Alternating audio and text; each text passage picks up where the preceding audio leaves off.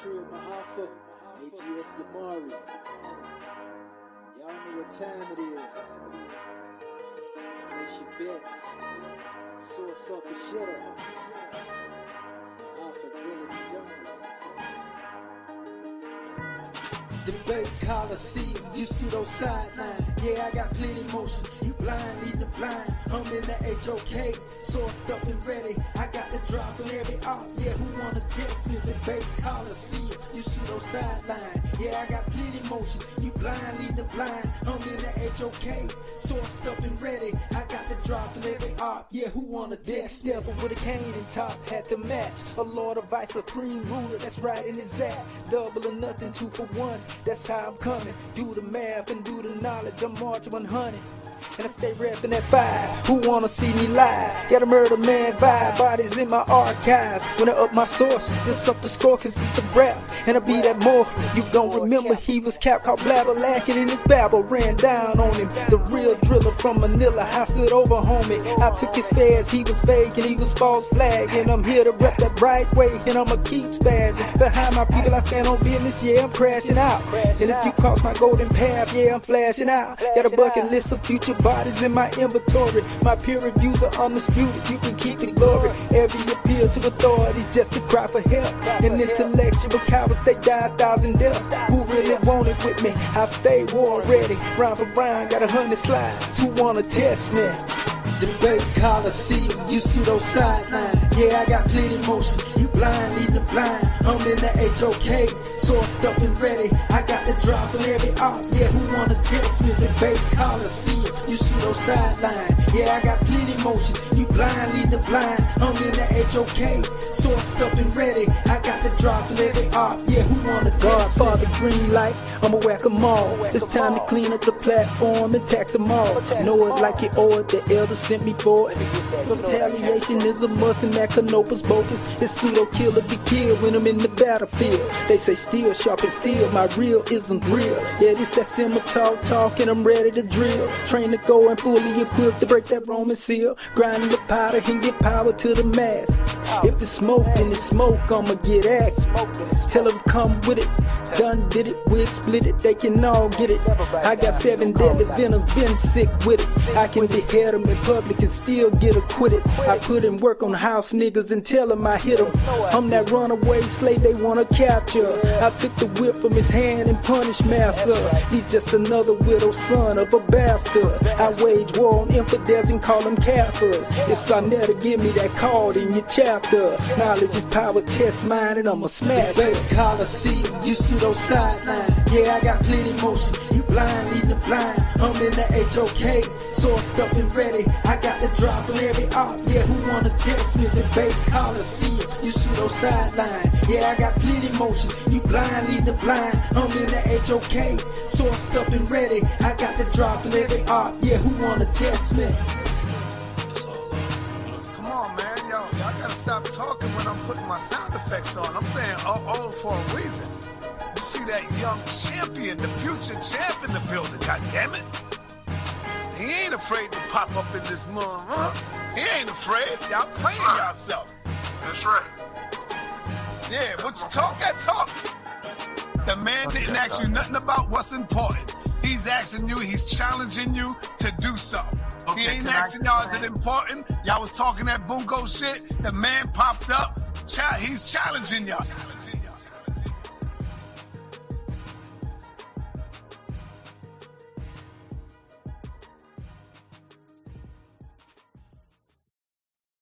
Right, peace and black power, everybody. Y'all already know. I'm here. Y'all know what it is because y'all see the flyer up.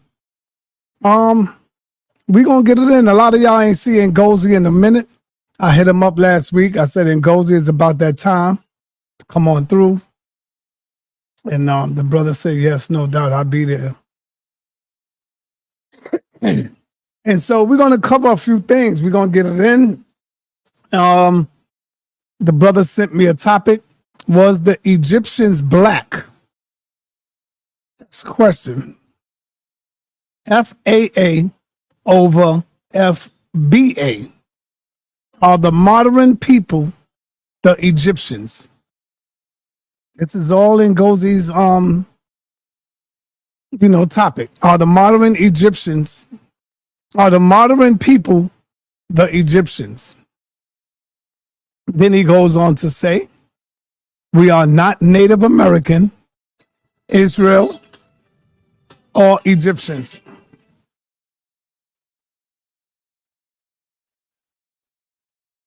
Peace and blessings, Batah Hotep. What up? Yo. Batah, what up, man? Peace, Hotep. Peace, Hotep. I'm live right now. Yeah, I accept it. How you doing? I'm good. I got you live. The people can hear you, so you can let them know when are you coming through and what are you going to bring. I just went live when you called me.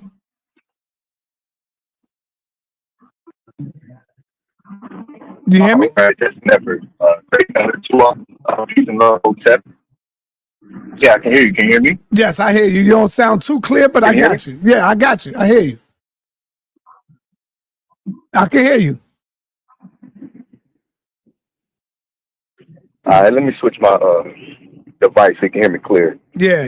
No doubt. Clear? Yes, it sounds clear. I'm going to let you know what I got going on right now. You ever heard of a brother by the name of Ngozi? All right. Yeah, I've heard of brother Ngozi. All right, I got Ngozi coming on in about 2 minutes, waiting on him to come in. And his topic is, was the ancient Egyptians black? Was the Egyptians black? And then he goes on to say, are the modern people the Egyptians? So that should be interesting. And then, you Patah, I got you coming on Friday. So, yeah, what's up, brother? Talk to the people. Yeah, that's definitely, I know, great brother Ngozi. He goes in deep on the DNA and on the scientific side of the body. So I'm looking forward to hearing what that great brother has to say. And yeah, I was calling to speak with you about my show, about my session I want to do. And I spoke with Saba Tahuti, and we rather move it to next week. Next week, okay, not this Friday. Things we have to, yeah. Okay. Yeah. Next Friday. Okay, so that sounds good. To confirm that with you, and yeah, absolutely. And I'm gonna be bringing, I'm gonna be coming and teaching about what the scribes of Ma'at taught, the original scribes, and teaching that the material were physical beings on the planet, right? Oh. So I'm gonna come and bring a lot of powerful. Yeah, I'm gonna come and bring a lot of powerful information, but I'm just going to recite, what the great Patah Hotep says, what Amun and Mopay says, what the scribe Heru says. The great scribes of my eye. I'm just gonna reteach what they taught, and bring some powerful information to your channel. I'll be looking forward to it, brother. I'll be looking forward to it. All right, great. Elder, yeah, have a great show. Peace to the great brother Ngozi. Have a great show, and yeah. All right. Peace to you, brother. Peace. Hotep. Peace, Hotep. All right. Tahuti. Yeah, I know Tahuti Aten. Well, our brother Tahuti that wears the tarantula, the spider on his head. Yeah, I know that brother that have the snakes. That brother's a powerful teacher, and he also teach that the gods were real people. Oh man! So I see Patah is now getting into that as well. So this is going to be a good one. It's going to be a good one right here. I'm waiting on Ngozi. He hit me up just now. He said he's parking the truck. Got you, Ngozi. You're parking the truck.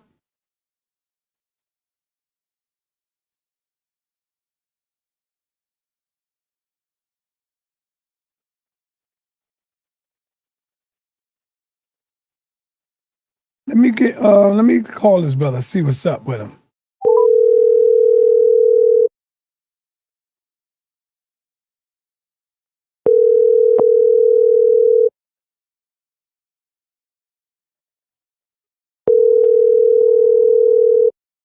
I got like 5 Tahooties in my phone. Damn. I think this the right one. Welcome to the voicemail. Yeah, that's the right one. Peace. What's up, brother? So what channel are you on? Because I can't find you. I know. See, they hide my channel. See what I'm talking about? I'm on the HOK. Yeah. I'm on the HOK. Okay, let me find you. All right. All right. Tahootie, what up, man? Long time no see, good brother. How are you? Hold tap. I'm live right now. I just wanted to ask you a question. I just got off the phone with one of your students, one of your top students, a good brother, Patar. You hear me? Wonderful. And he's gonna come on. Wonderful. He's coming on next week to teach that the netters were real people. And I said, oh, I automatically knew the teacher is teaching them. I knew where it was coming from. So real quick, brother, when can we bring the master teacher on, brother? I know. Well, I'll come on, of course, when he comes on. But I know you're talking about individually. Yeah, I need you by yourself to drop your information, brother. I know. I have to make time. I do have to make time for that. Yeah, I'll be catching some of your shows. I know you be teaching. You know, I got Ngozi coming up right now. Yeah. Right now. If you don't know about it, Ngozi will be on right now. Oh, I remember Ngozi. He's going to be talking about the Egyptians race. Well, the topic is that he's getting ready to speak on in about 2 minutes. Was the Egyptians black? And are the modern people today the Egyptians, brother? That's what he's gonna be dealing with. Oh, is that a brand new topic? So you might want to be tuning in. We're going live in about 2 minutes. 2 minutes. I'm waiting on him to get in here. I'll definitely watch, and I would love to see the end definition on what black is. If black is is Kodak Black or Nipsey Hussle or the Black Prince or The Rock, you know. I'll be tuning in. All right. I am gonna set up a time to come on there. I will. Let me just make time. It's so hard doing the podcast. But I will. After his show, we'll talk right after his show about time. All right. Hold tight, brother. Gotcha. Hold tight. Be safe. Peace. Peace. So as y'all can see, told you, hit that like button, man. They hiding my channel from the people. Told y'all. Told you this is YouTube. I'm basically really like tired of them, man, because they just showing a lot of favoritism towards the crazy channels. Kind of tired of YouTube right now. This shit is crazy. Yo, you see it? Did you get it yet? Say what? I literally just found it. I'm gonna jump on now. All right, got you, brother.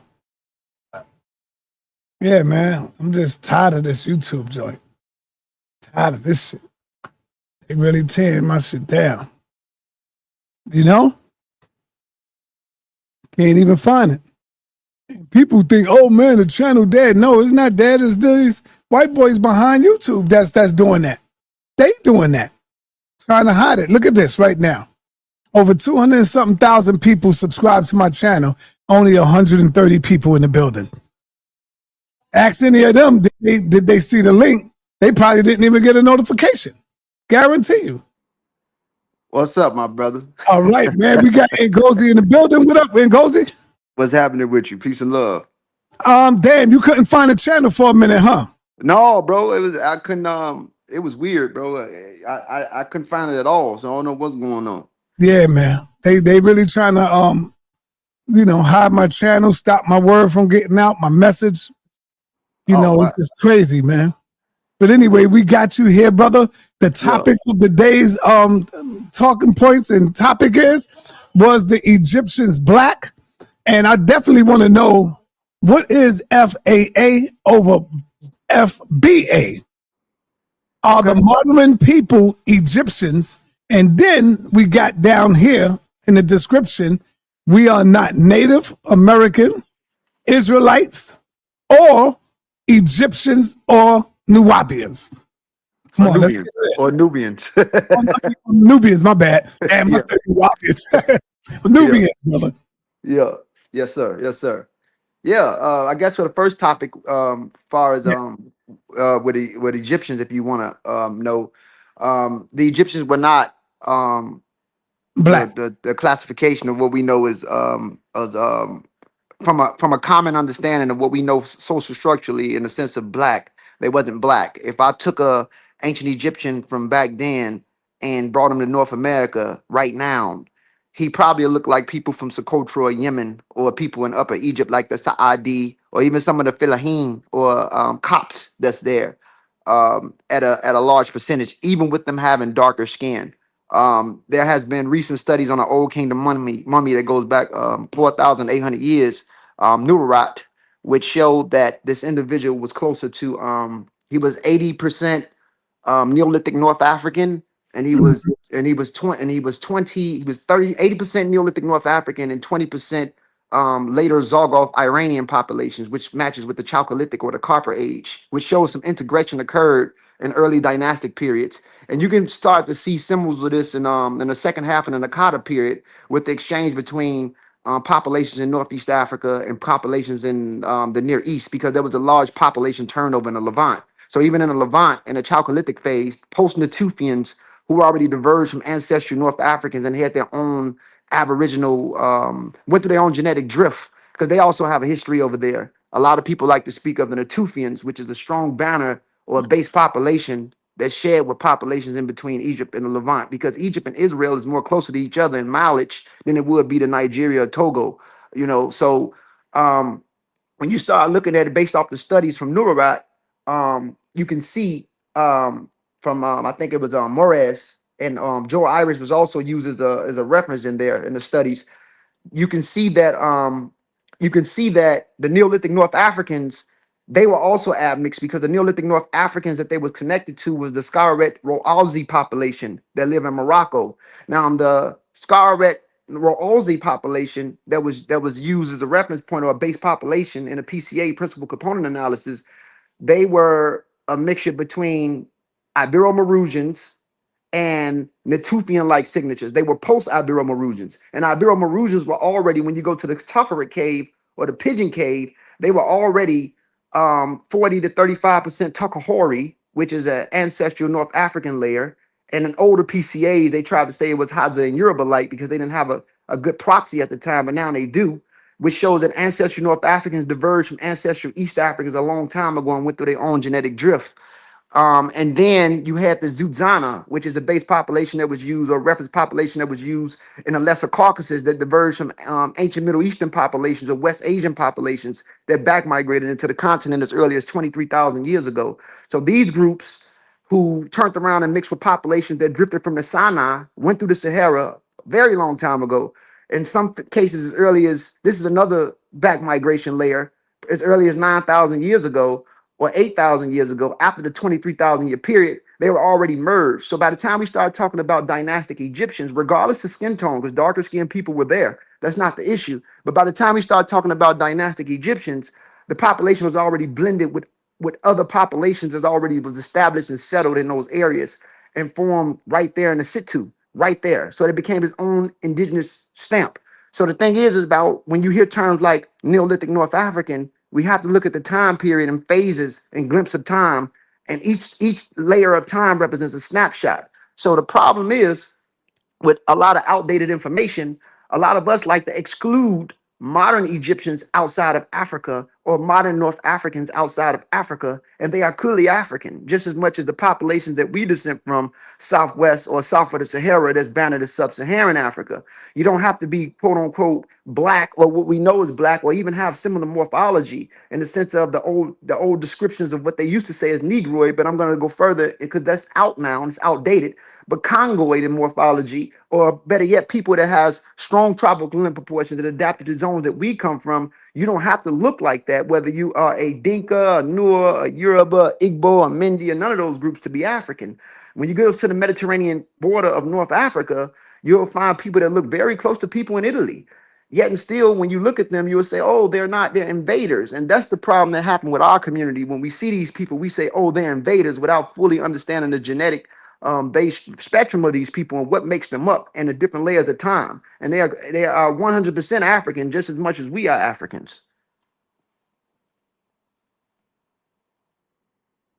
Can't hear you, so your phone muted. Yeah, I'm listening. So yeah, so that's pretty much it on Egyptians. And there's a strong and it's recent studies, Nurat. If people go look at the Nurat studies in 2023, they said that they were 90% Natufian and 10% Moda. The problem is with the Moda thing is that when you look at these PCAs, noise or static can come up as sub-Saharan African. For example, if they don't have a large genome for like for example, if they sequence Neanderthal or even certain animals outside of the species that we represent, right? Mm-hmm. And you put it in a PCA, because the PCAs only sequence modern humans. So sometimes sub-Saharan African populations can be used. It can be noise or static or error, but just not that. It's a specific group of people south of the Sahara that represent base population Homo sapiens, and that's the Biaka pygmy and the Khoisan. So when you put some of these other species or these other groups inside of these PCAs, sometimes the noise or static could come up as Biaka pygmy or Khoisan because they represent a base population of humans. Not saying that that's literal; those are just proxy samples.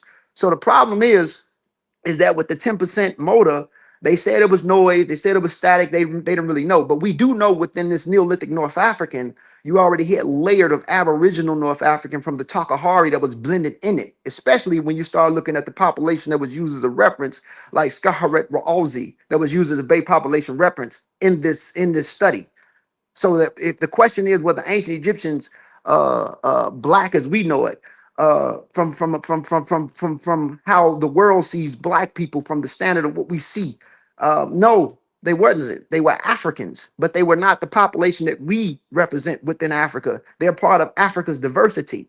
Did you have dark-skinned people there? Yes, but dark skin should not be the banner for what a true African is. You know, just let me ask you, man, why do we get caught up on semantics?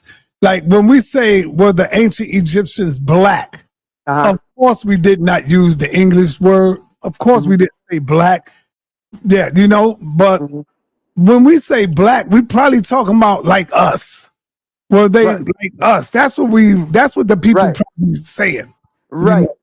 Right, and yes, and I'll say no. It wasn't like us. They were populations that matches with people in North Africa, people that you see there now, the Sa'adi, the Fellahin, the Coptics, even the Egyptian Nubian population, which represent a smaller population. All those people have a genetic continuity that's shared over populations that we represent. We mainly come from people from West and Central Africa, the Yoruba, the Igbo, the Mandinka, the Wolof, the Fulani, the Asan. So you think the Egyptians migrated to these places? No, they never migrated anywhere. They're the people that's there now are descendants of them. That's why I got you, because you're the best when it comes to this DNA. Why do they have my DNA connected to Ramesses?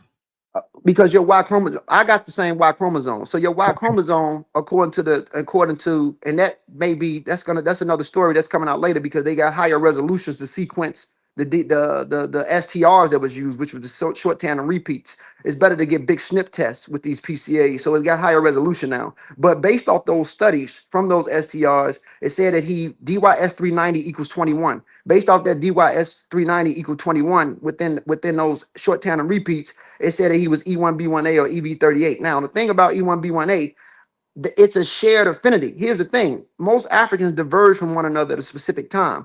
Haplogroups only make up less than 1% of your DNA. These are sex chromosomes, and they don't recombine. So the problem is with this Y chromosome, E1B1A, and this postulation of E1B1A at the time is shared. But if you also look on your Y chromosome, it says you share ancestors with Ramesses III, and it says between the Middle East or North Africa. That's telling right there. Basically, we have to understand that E1B1A that we have is later derived in so-called sub-Saharan Africa, which shows that a population of ancestral North Africans drifted down at a specific time, probably before the Holocene glacier period or a little bit afterwards, because we know that EV38 diverged from ancestral North Africans east, in between Upper Egypt and Sudan, postulated in between 21,000 to 30,000 years ago. And as they drifted over there, they went into different directions. So even though you may share that common ancestor going back at 20 something thousand years before your later derived subclade or clade of it, you also that's deep in time. So it's shared. That's a shared affinity. It's just like if I go back with E1B1A and E1B1B that's shared with most populations or most people in Egypt today, you got to go back 41,000 years when it diverged from EP2 or E1B1. So even though you may share ancestor with Ramesses in this paternal layer, your overall DNA composition autosomally don't match them at all. So you fall off. So you got to go all the way back in time with this shared affinity with Ramesses III in order to say that's what it is. So it's just a shared Y chromosome. So that's why I'm saying that, because most Africans within the continent diverge from one another at a certain point. And then you have to look at it in layers. It's different layers of time. So what layer of time are we talking about that's shared with Ramesses III?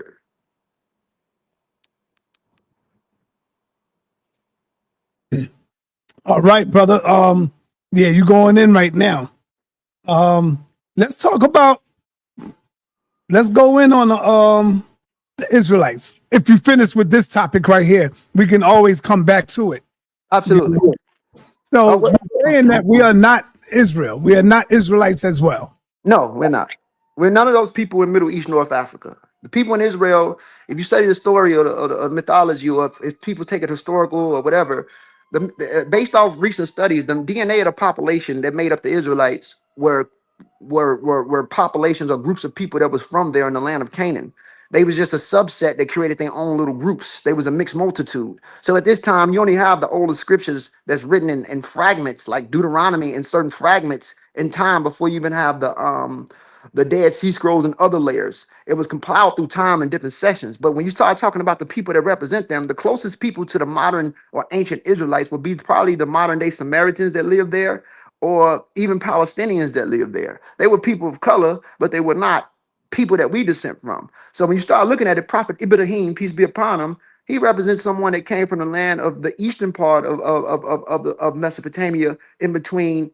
Some people say in between Turkey. Some people say in the land of and we can't say modern Chaldeans, because the modern Chaldean population that's in Iraq now is later derived, and it doesn't match with Prophet Ibrahim's time. If we play the game for those that believe in it, so basically we're talking about a Iraqi man, and it matches up, and they were swarthy brown or olive brown skin. We're talking about people from the Near East that drifted into the land of Canaan. And at this time in the land of Canaan, this is after the Chalcolithic period, which is the Copper Age, and it's after the Bronze Age, when where Neolithic Iranian or later Neolithic Iranian populations and people from the Lesser Caucasus dominated the Levant at a specific time and got rid of the post-Natufians, who were already indigenous, but partly also of southern Turkish population that was the same people that was responsible for Göbekli Tepe that we find in southern Turkey. They drifted and mixed with the Natufian population and created the post-Natufians, which is pre-Neolithic 1, 2, and 3.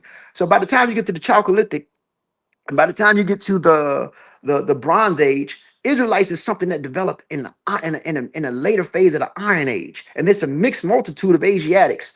Yahweh or Yahweh comes from the Shashus.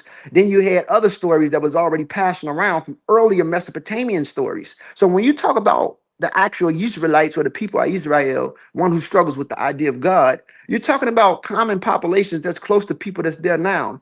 Mizrahi Jews,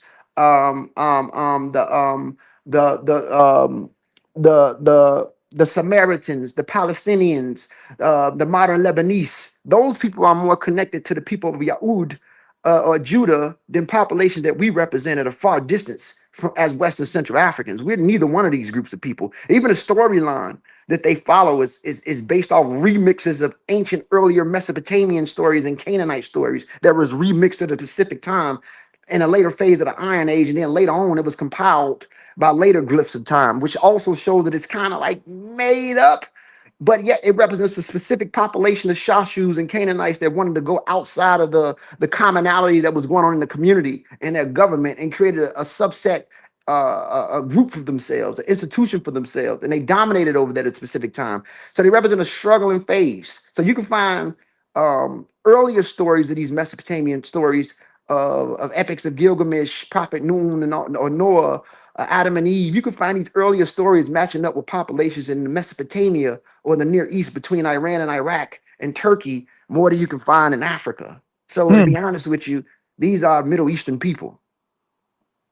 Is it fair to say that the Israelites were also European people? European people could be included, absolutely, because Israelites, we have also the sea people that came in. The sea people came through, they were cousins to the people in Crete. So they were more Mediterranean type Euros, not Nordic types. Anglos or Nordic Europeans have nothing to do with none of these stories either. It's just even they went through a form of pseudoism and made Yahshua or Prophet Esau, peace be upon him, look like them.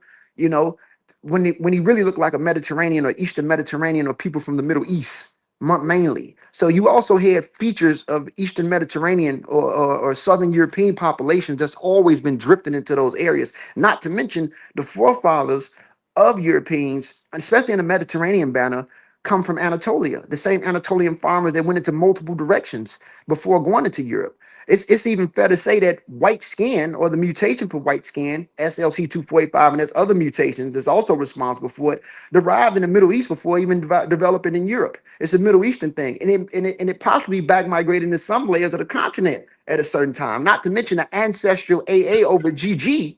I'm sorry, the ancestral variant before, when you start talking about AAs and GGs, also developing the continent independently. So when we say white people, what are we talking about? The specific Middle Eastern layer. So yes, it was already shared affinities with populations in between Southern Europe and the Middle East for a very long time. Once again, we are talking with our good brother Ngozi, and all of this is off the dome. So this is a bad brother right here, man. Off the dome.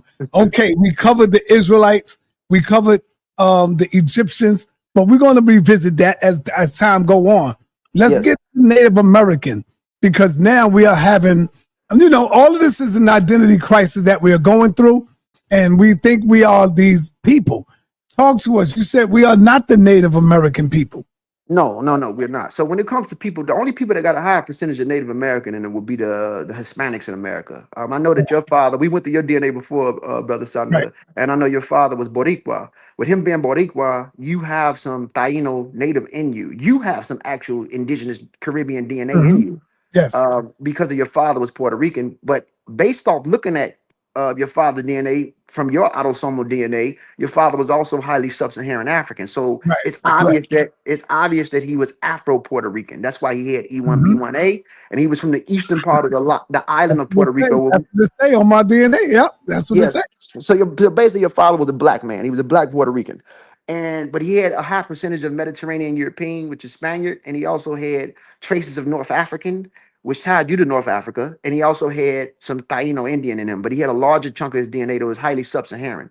You are like 78 to close to 80% sub-Saharan, which means your father was probably 70% even or late 60s, and your mom is like 80 to 90 or in between 80 some, which puts you at 75, which makes you come from a black family. So the problem is that the Latino people, they are the ones that have the higher percentage of Native American.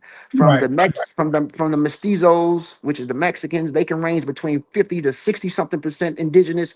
The Puerto Ricans, they can range between 5% Taino all the way up to 30 something percent. The Dominicans, they have the Taino in them. These people have these are the banner of people that bring the Native American element back to North America that's been exhausted or faded out. They're bringing it back. The African American, no, they don't have it unless you're from Oklahoma, and it's to a smaller thing. The African American story in North America is very different from the African story in the Caribbean. In the Caribbean, you had Spaniards and Portuguese that controlled it through a Catholic institute, and they had no problems with their slaves working their way back up into the caste. Not to mention, these people did not bring a lot of women with them, so they bred with a lot of Native American women. That's why most Hispanics mtDNA is Native American.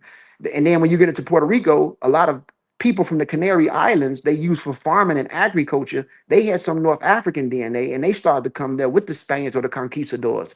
Also the conquistadors and the Spanish came over here with some North African elements from the Moors that was kicked out in 1492. So the problem that's going on is you have to look to the Hispanic population if you want to look into the Native American element. When it comes to the Africans and North American, we were isolated. Most of the time we were in the backyards of Europeans down south before the Great Migration. And even when we were the Seminoles and we were free, when some natives also owned Africans and they let them free, they didn't really breed much. So the Africans in North America had a different story than the Africans in Latin America, right? So we represent a later derived story starting from historical record of 1619, but we also know in the late 1500s, people were already bringing slaves and passing through New York City.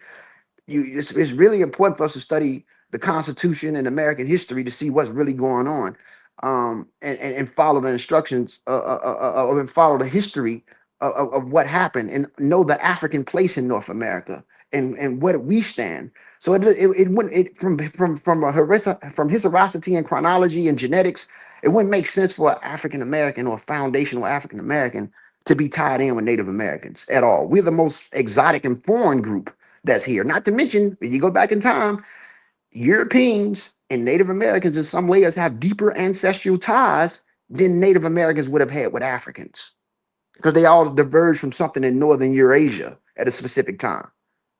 All right. Now, when the people hear this next one, some of them might say, brother, you're trying to take away our greatness. You're trying to take away the African culture.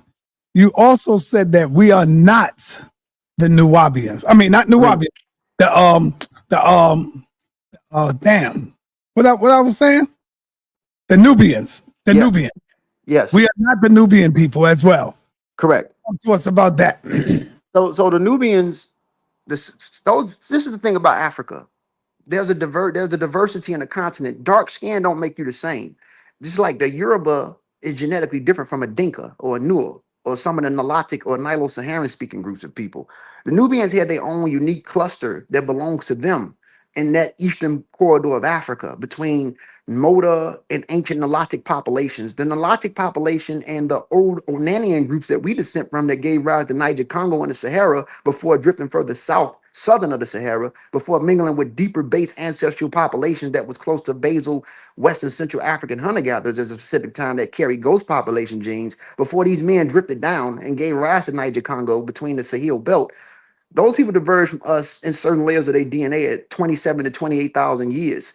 And when you start talking about them crossing through the eastern part of the Sahara within the Sahel belt, they're drifting into Sudan. They have their own independent cluster. Yes, they're dark. Yes, the Nubians were dark. Not to mention some Nubians, Sudan was very diverse in the north. Some of these people were like the Nubian A group. The Nubian A group were more closer to Egyptian. So you have a higher percentage of Levantine signature in there. And they found that in a Karma hair sample, which showed a mixture between the Levantine and a layer of Nilotic that was already fused. And then you get into the Nubian A group, they're distinct in the Nubian C group. So even though those people were darker skinned, when you start looking at them genetically, autosomally, it's genetically far off from us. Yes, they were black. But here's the thing, it doesn't take away African greatness. As African Americans, you're not bound to any one of those things. You can entertain all of it because you are something that's new. An inception. America that we know is 247 years old. Ancient Egypt is just as much as African history as ancient Nubia. That doesn't mean you have to be directly connected to talk about the greatness of what happened on that continent. So the problem is we're not talking about taking away greatness from the continent. Not to mention the people that we descend from. Ile Ife, Oyo Empire, Fanti Empire in Benin, the San, Dirtichit, ancient Ghana, ancient Wagadu, the Benin Congo empires, the Igbo iron smiting thing, the Nook civilization that was drifting backwards and forth from the Sahel into what we know as of Nigeria or the land of Oyo at a specific time. We got some great stuff from the people that we descend from when you follow our history in Southwest and Central Africa. But being a group of extended or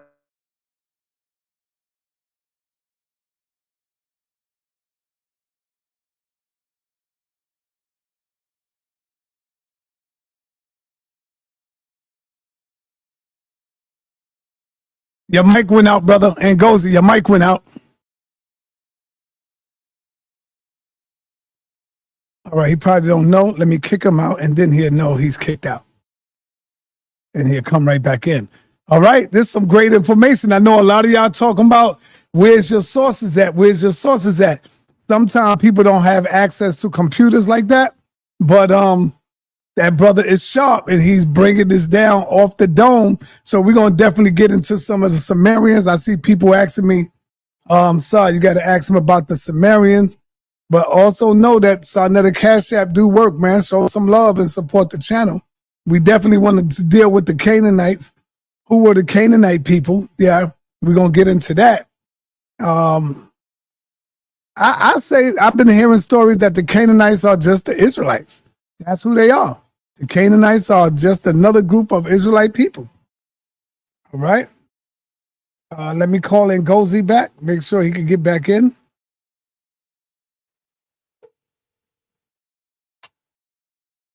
I'm getting back on now. All right, come on, brother. All right. All right. His phone dropped. Somebody called him. Yo, I'm back.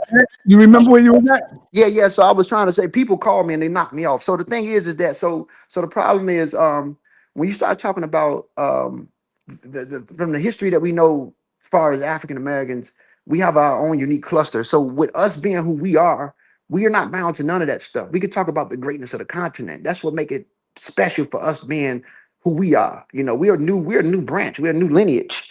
And that's why I came up with the term foundational African Americans. You know, a recent African person that come over here, he's not foundational, but he could be bannered as an African American and first generation, but he's not foundational. But I don't base things off this FBA shit stuff. I don't know if I can curse on here, but I don't base it. I don't base it off FBA crap because I don't even play with the term black. I don't, black. Yeah, we're gonna get to that. Save the FBA for last. We're gonna get to that because people want to know what is the FAA and FBA. So we're gonna get to that, brother. Okay. So we're covering a lot of things now. Yes, talk to me about the Sumerians and the descendants and their descendants. Like, who were the Sumerian people and who are they today? The Sumerian people talked about an area called Dillim, and they also come from Neolithic Iranians and Iraqi population. So the closest population that'd be over there would be the modern day Marsh Arabs. But outside of that, most Iraqis are connected to these people. Paternally, they would have been clades of J, T, and even a little bit of L. And they also shared some affinities with the people in India. You can see a cultural exchange with them in a specific time period. But you also got to think about the Neolithic Iranians and populations that was coming from Zargov areas, drifting into southern Iraq at a specific time and kind of intermingling with nearby populations like the Proto-Ubaids. So they kind of are just, modern Near Eastern population who also had swarthy skin, but they were not Black Africans. They did not speak a Niger-Congo language like some pseudos or outdated information. Hey, do me a favor, brother. Yes, I was just saying to the people that sometimes people might not have access right now to sources. Because some people say, how come you never show a source? Can you at least quote a source and let them know where they can do it? Because they always want people to do their homework. So you can quote a source and let them dig it up and find it themselves as you go in. So genetic Lazaridis talks about the history of the Middle Eastern Middle Eastern farmers. If you look up Lazaridis 2016. Also, if you want to look into the Egyptian DNA from Nuarat, you should look up Mrs. Adeline Moraz Jacobs. I think she got married, but Mrs. Moraz talked about it. At first, 2023, she brought out the PCA sample that was released, and in 2025, the Nuarat mummy is everywhere. But if you want to study the Near East, you got to study Lazaridis. He's really good at it, and other professors that talk about Joel Irish dental analysis that talks about it, and other groups of people. And even Mr. Shamaka Cater, when it comes to some of the craniometrics of people that was used. He's a bioanthropologist. So if y'all want sources, check that out. Okay. So let's get into the Canaanites. Were the Israelites the Canaanites? Yeah, they were related to them. They were cousins. It's just like it's just like African Americans and Jamaicans. We both descend from the same place, West and Central Africa, or West Africans, but we got our own culture. We came from. See, Jamaica is also part of North America. Puerto Rico is part of North America. There are other countries surrounded within North America at a larger scale. If you look on the map, the United States is something different. So a Jamaican, when you go deep in they have their own culture that was created right there. And you talk about the British and different things, and you talk about the forefathers over here. But when you talk about the African American, we share strong affinities with Jamaicans autosomally that came from the same place, Western Central Africa. Those slave ports that people were taken from, the shores of Western Central Africa. But yet and still we diverge into our own culture. That's what happened with the Israelites. The Israelites and the surrounding Canaanites, the land of Canaan had multiple Asiatics there. they were just a subset of them that created their own culture that was isolated from the other groups that was there. But genetically, they were all very similar and the same. Okay. So you talked about what we are not, who we are not, the Egyptians, the Nubians, the Native Americans, and the Israelites. What Right. about Muslims, brother? Well, when you take I your know you're a shahada, Muslim. I know you're a Muslim. well, What about Muslims? when you take your shahada, you're just a Muslim. Anybody can be a Muslim. It belongs to mankind. Okay, right. I feel you. White, black, Chinese, anybody. And take your shahada. We all, according to what's taught, we are all children of Adam. Peace be upon them. So it doesn't matter who you are. Anybody can be a Muslim. Okay, let's get into what everybody really want to know about the FAA versus FBA. What is that all about? Well, FBA, driven by certain people, totally disregard their African ancestors. And I also noticed that they pick on the smaller immigrants sometimes. Not all of them. Some of them are good. Their intentions is good when it comes to their political stance and the sense of reparation, just like ADOS. That's a good idea, even though I know that you would never get it because America don't even like to pay debt. But anyway, that's a game. But that's another story. But the Civil Rights Act was your reparation. To be honest with you, once you merged into open society, they kind of killed the game. Not to mention your ancestors was here longer than a lot of the white people that control the country now. That's another story. They can tell you they don't owe you nothing. Take it up with the British that brought you here. But when they fought for independence, when America became its own, it branched off, and then you fought in every war, and then the civil rights came and all that. You kind of absorbed yourself and inserted yourself in a larger, better culture, which kind of separated you from whatever you think you can get. It's a real foggy thing, but that's another story. But FBA tends to sometimes like to separate themselves from the continent. Some of them even play this game like they aboriginals. They mix pseudoism in it. Foundational African Americans identify and recognize our African ancestors. We say we Africans, and when we talk about Americanism, America is a hybrid cultural society. Coming from a hybrid cultural society, mixture comes with it anyway. So we all went through some sense of creolization. So I don't have to say I'm Afro-European American when Europeanism comes with being American. Majority of America is European. If you look at 60% or 60 to 70% is predominantly so-called white. When you look at the Hispanic population, a larger branch of them are white Hispanics, or what they classify as that, which also is highly Mediterranean European. So overall is European. The country was named after a Mediterranean Italian map maker. Some people like to say it was named after a Native American group that said Great Eagle. Whatever. We know that it's bannered that. So when you say Americanism, that comes with creolization, which is a hybrid cultural society. But we recognize the larger chunk of our DNA and the reason why we are labeled as black. We call black because we descend from people from sub-Saharan Africa that they say, those black groups or those black ethnic groups. So we recognize that. And we don't pick on the smaller minority because most of the immigrants that's coming here are not predominantly Africans. They make up less than 3%. So they're not the biggest issues. So that's what FAA is over FBA. But the stance that they representing, I mean, if they can get the money, shit, I'm down for it. Even though I think it's a beautiful idea. I ain't go front. I think I kind of, it went over my head when you was talking about the FAA. What is that again, brother? The FAA? Foundational African Americans. Oh, okay. So we recognize we are Americans, solely Americans, but we identify and recognize our African ancestors. We don't deny them. We don't say we Abos and none of that other. We descend from Africans, and we're foundational Africans. Now, if you ask, is a recent African immigrant that come here, or a recent Afro-Caribbean that come here, is he foundational African American? No, he wouldn't be classified as foundational African American. He'd be a first generation African American. What would be the difference though? Foundational Black Americans, foundational African Americans. So foundational African Americans are out of Africans that found this country and that built it off free labor. Labor.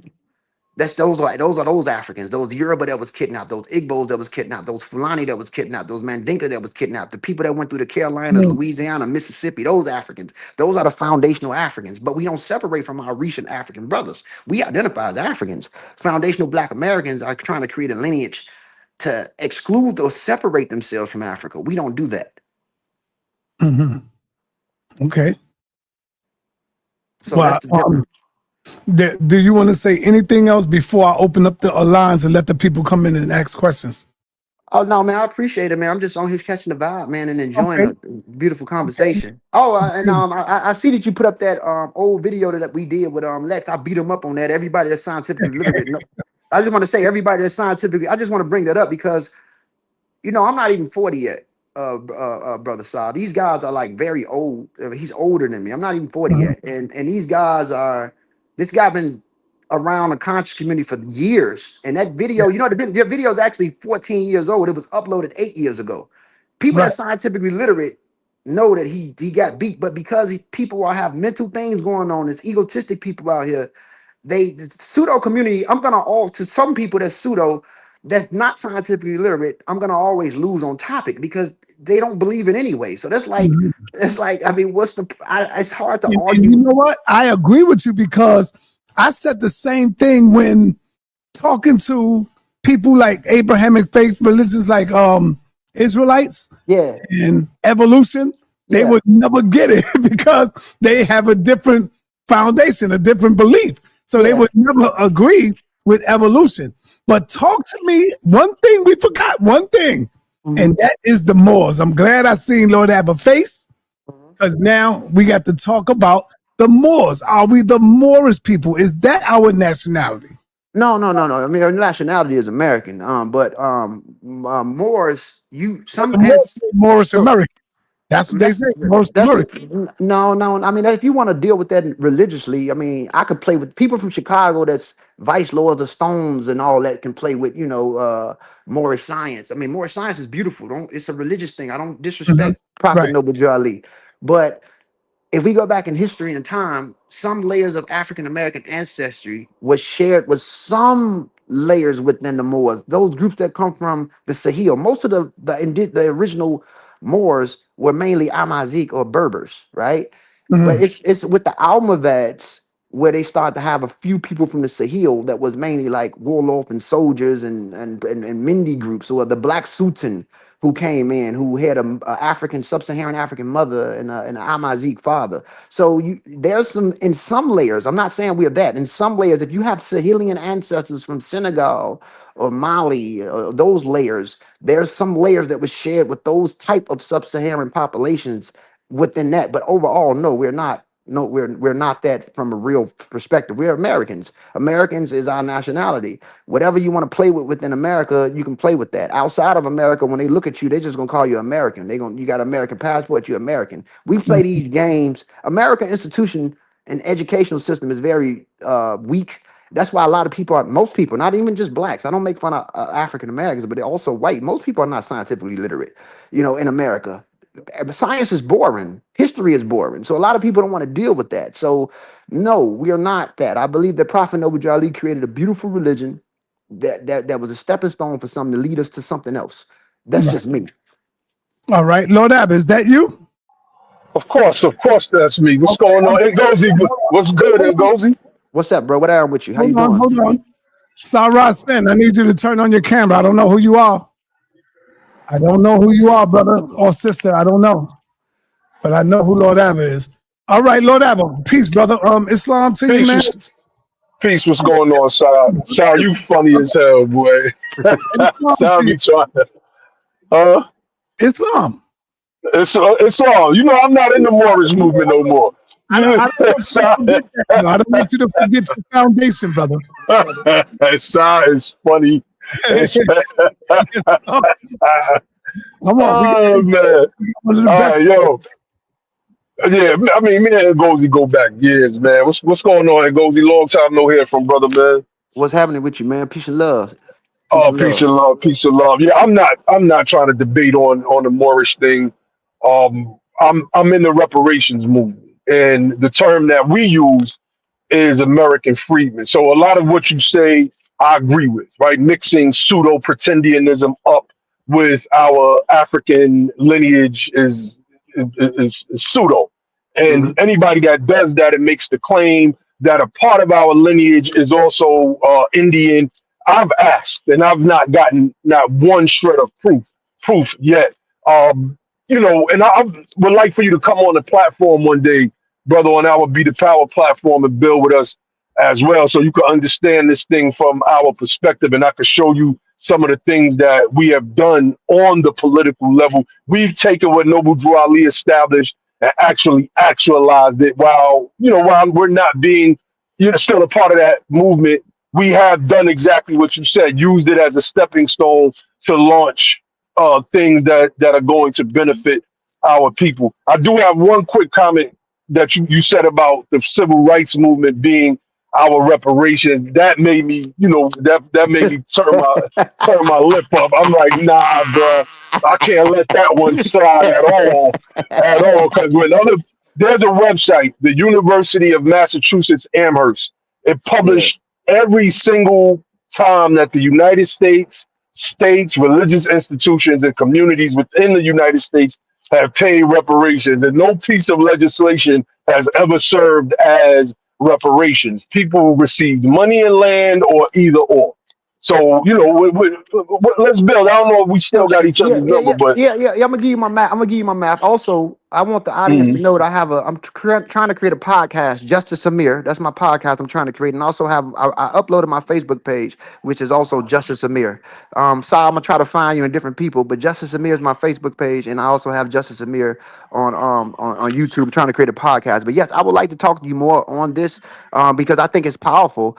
We can go further into it. I just believe with American history because a lot of the people that we see that's in play now and these seats are not direct. They're not even foundational white Americans or European that's right. Americans. Yeah, So with yeah, yeah. That's right. that, so with that being said, That's right. there's going to be a lot of playing games when it come to really doing this work. So That's right. we can build, King, and we gonna Okay, go. so we basically on the same page because we say the same thing. A lot of these people are not even quote unquote foundational European American, No, and these are people that have come over and they were made white by the Europeans here. That's a long history that we could get to and break yeah, down, man. so we have to follow after 1824, after the Great Depression Mhm. started, after the Great Depression, and after even in a later phase of 1728, a lot of our ancestors was here longer than Donald Trump family. That's a fact. So when you understand that, That's a fact. it's a When different you story. understand that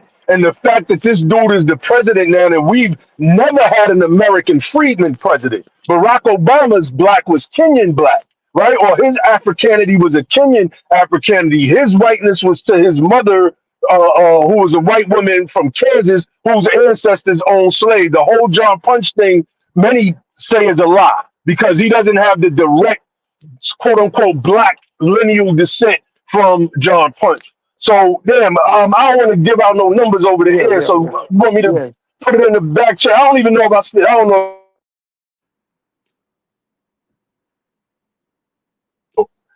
yeah. We gonna do that, but it's gonna be peace. All right, now definitely. I'm gonna put my number in the back check though, and All just right, just snatch it up and we'll go from there, brother man. Just hit me up. all right, peace. All right, brother. Peace.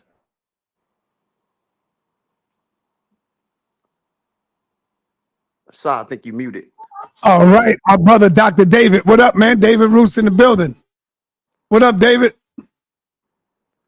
All right, you breaking up, David. You breaking up.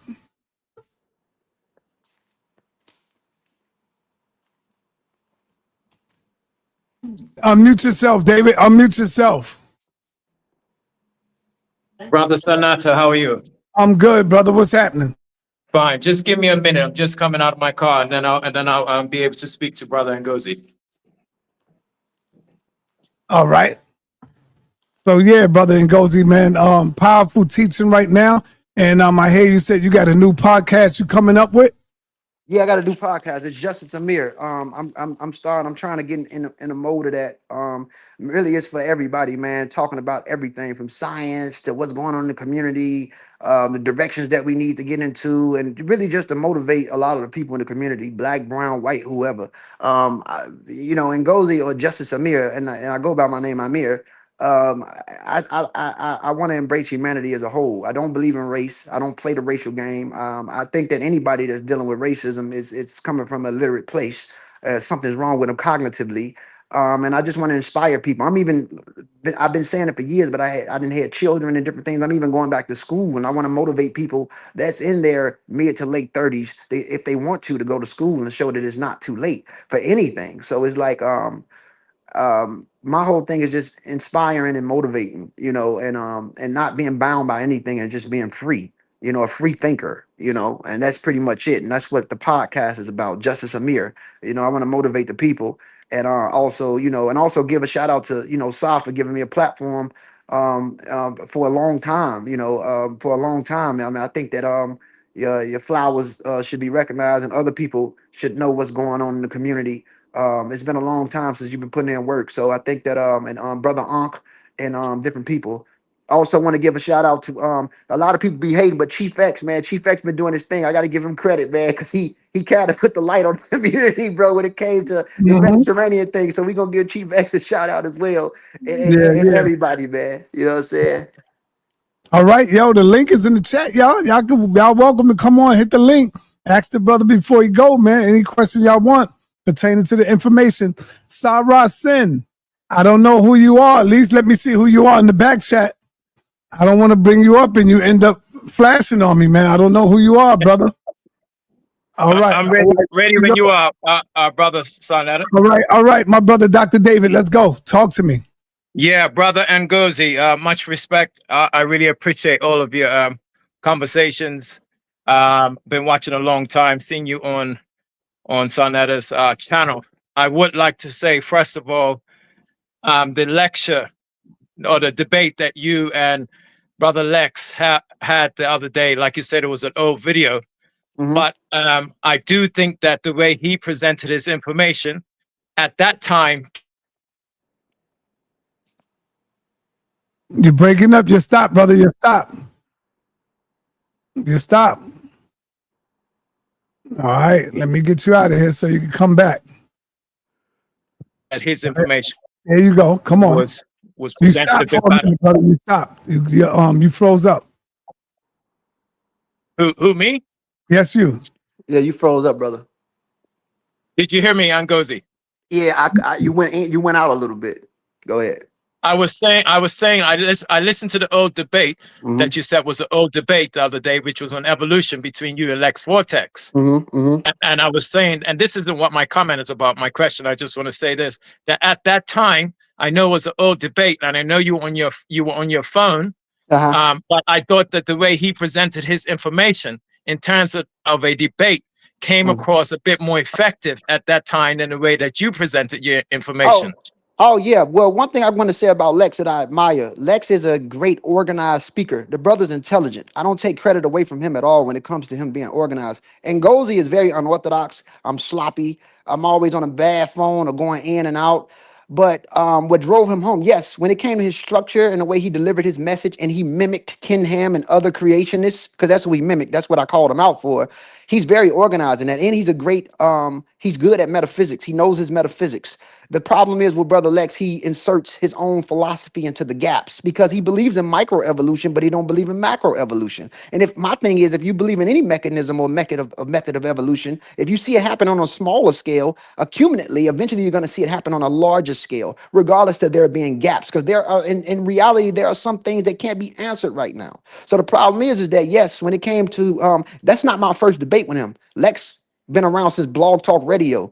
That was like the third debate. That was the third public debate that we had. It was another debate that we had on Team Osiris where he got beat up. He kept getting beat up. So yes, when it came to his delivery and a better phone, it was great. But he didn't drive it home. I still killed it with the major points that he couldn't debunk. He didn't debunk it, but his philosophy and the way he delivered that, absolutely. But that wasn't, and I want the audience to know, Lex been around, that brother been around a very long time. That was not his first debate. To me, he was better at organizing and he had a better volume and he was more structured, but he still lost because he didn't prove his point. And not just that, if you heard the other Team Osiris debates that we had with him, he got washed up and he always used to get beat up on Blog Talk Radio shows. But again, Lex Vortex, I give that brother credit. He's intelligent. He's not a stupid man. When it comes to metaphysics, he's good at putting that stuff together. That's what he do. That's what make Lex Lex. All right. So to the FBA discussion, and which you are now calling the FAA. Yes, sir. You may know that Sonetta knows that I'm based in London. I'm originally from Bermuda, but you may know that in the UK now they now have what's called the FBB, which is the Foundational Black British. That's beautiful. So they are basically a group of people have seen what's happening in in the United States, and then doing a similar sort of political, or not even political yet, but more of a sort of recognition to the fact that Black people didn't just come here during the Windrush generation. There were Black people here from before the Windrush all the way back to, you know, the times of the 1400s, 1500s. So people can watch that. Being from Bermuda, which is a colonial island, even to this day, it's a British overseas dependent territory. I actually appreciate what the idea, central idea of what the FBA is trying, because in Bermuda, it's the same. We don't actually have a nationality of our own separate from the quote unquote British nationality that was given to us. Even though the people have been in there since 1609, Black people have been in Bermuda from the time of Jamestown. That was very important for the settlement of the United States in general. So being there for so long, you actually, like you said, have created a whole new people, you know, a whole new generation of people. But what I didn't like when some of the other presenters have talked about it, and importantly, Brother Lex, he will speak about it this way, even Brother Lord Abba will speak about it this way, is when they discount the African aspect, because what ties in the FBA, the FBB, and in my case, I'm calling it the FBC, Foundation of Black Caribbeans, is the African root. It's the African genesis of all of those groups. My last point, and I want you to speak on this. If you go on Google, on YouTube, you'll see a video that the eminent professor within our family, John Henry Clark, did, called "Africans in the Making of America, 1619 to 1776." Are you familiar with that video that he did? Can you hear me? You're going in and out. You good? I said, are you familiar with the video that John Henry Clark has done? It's called "Africans in the Making of America, 1619 to 1776." I think, yeah. Oh, yeah, Mr. Clark. Yes, I watched that in the past. Yes, a little. Yeah, I remember. It's an old video where he's being interviewed. But in that video, he specifically outlines in detail the interface between Africans as well as Africans in the Caribbean, and how they played a central role in coming back and forth from the Caribbean into America long before, you know, the times of the civil rights and so on and so on. Absolutely. I can speak on that. Would you be able to speak on that so that people are aware of that? They shouldn't discount and try to separate the brothers in the Caribbean and the brothers in Africa from this new movement that is happening. So that's why I'm foundational African American, because I'm an African.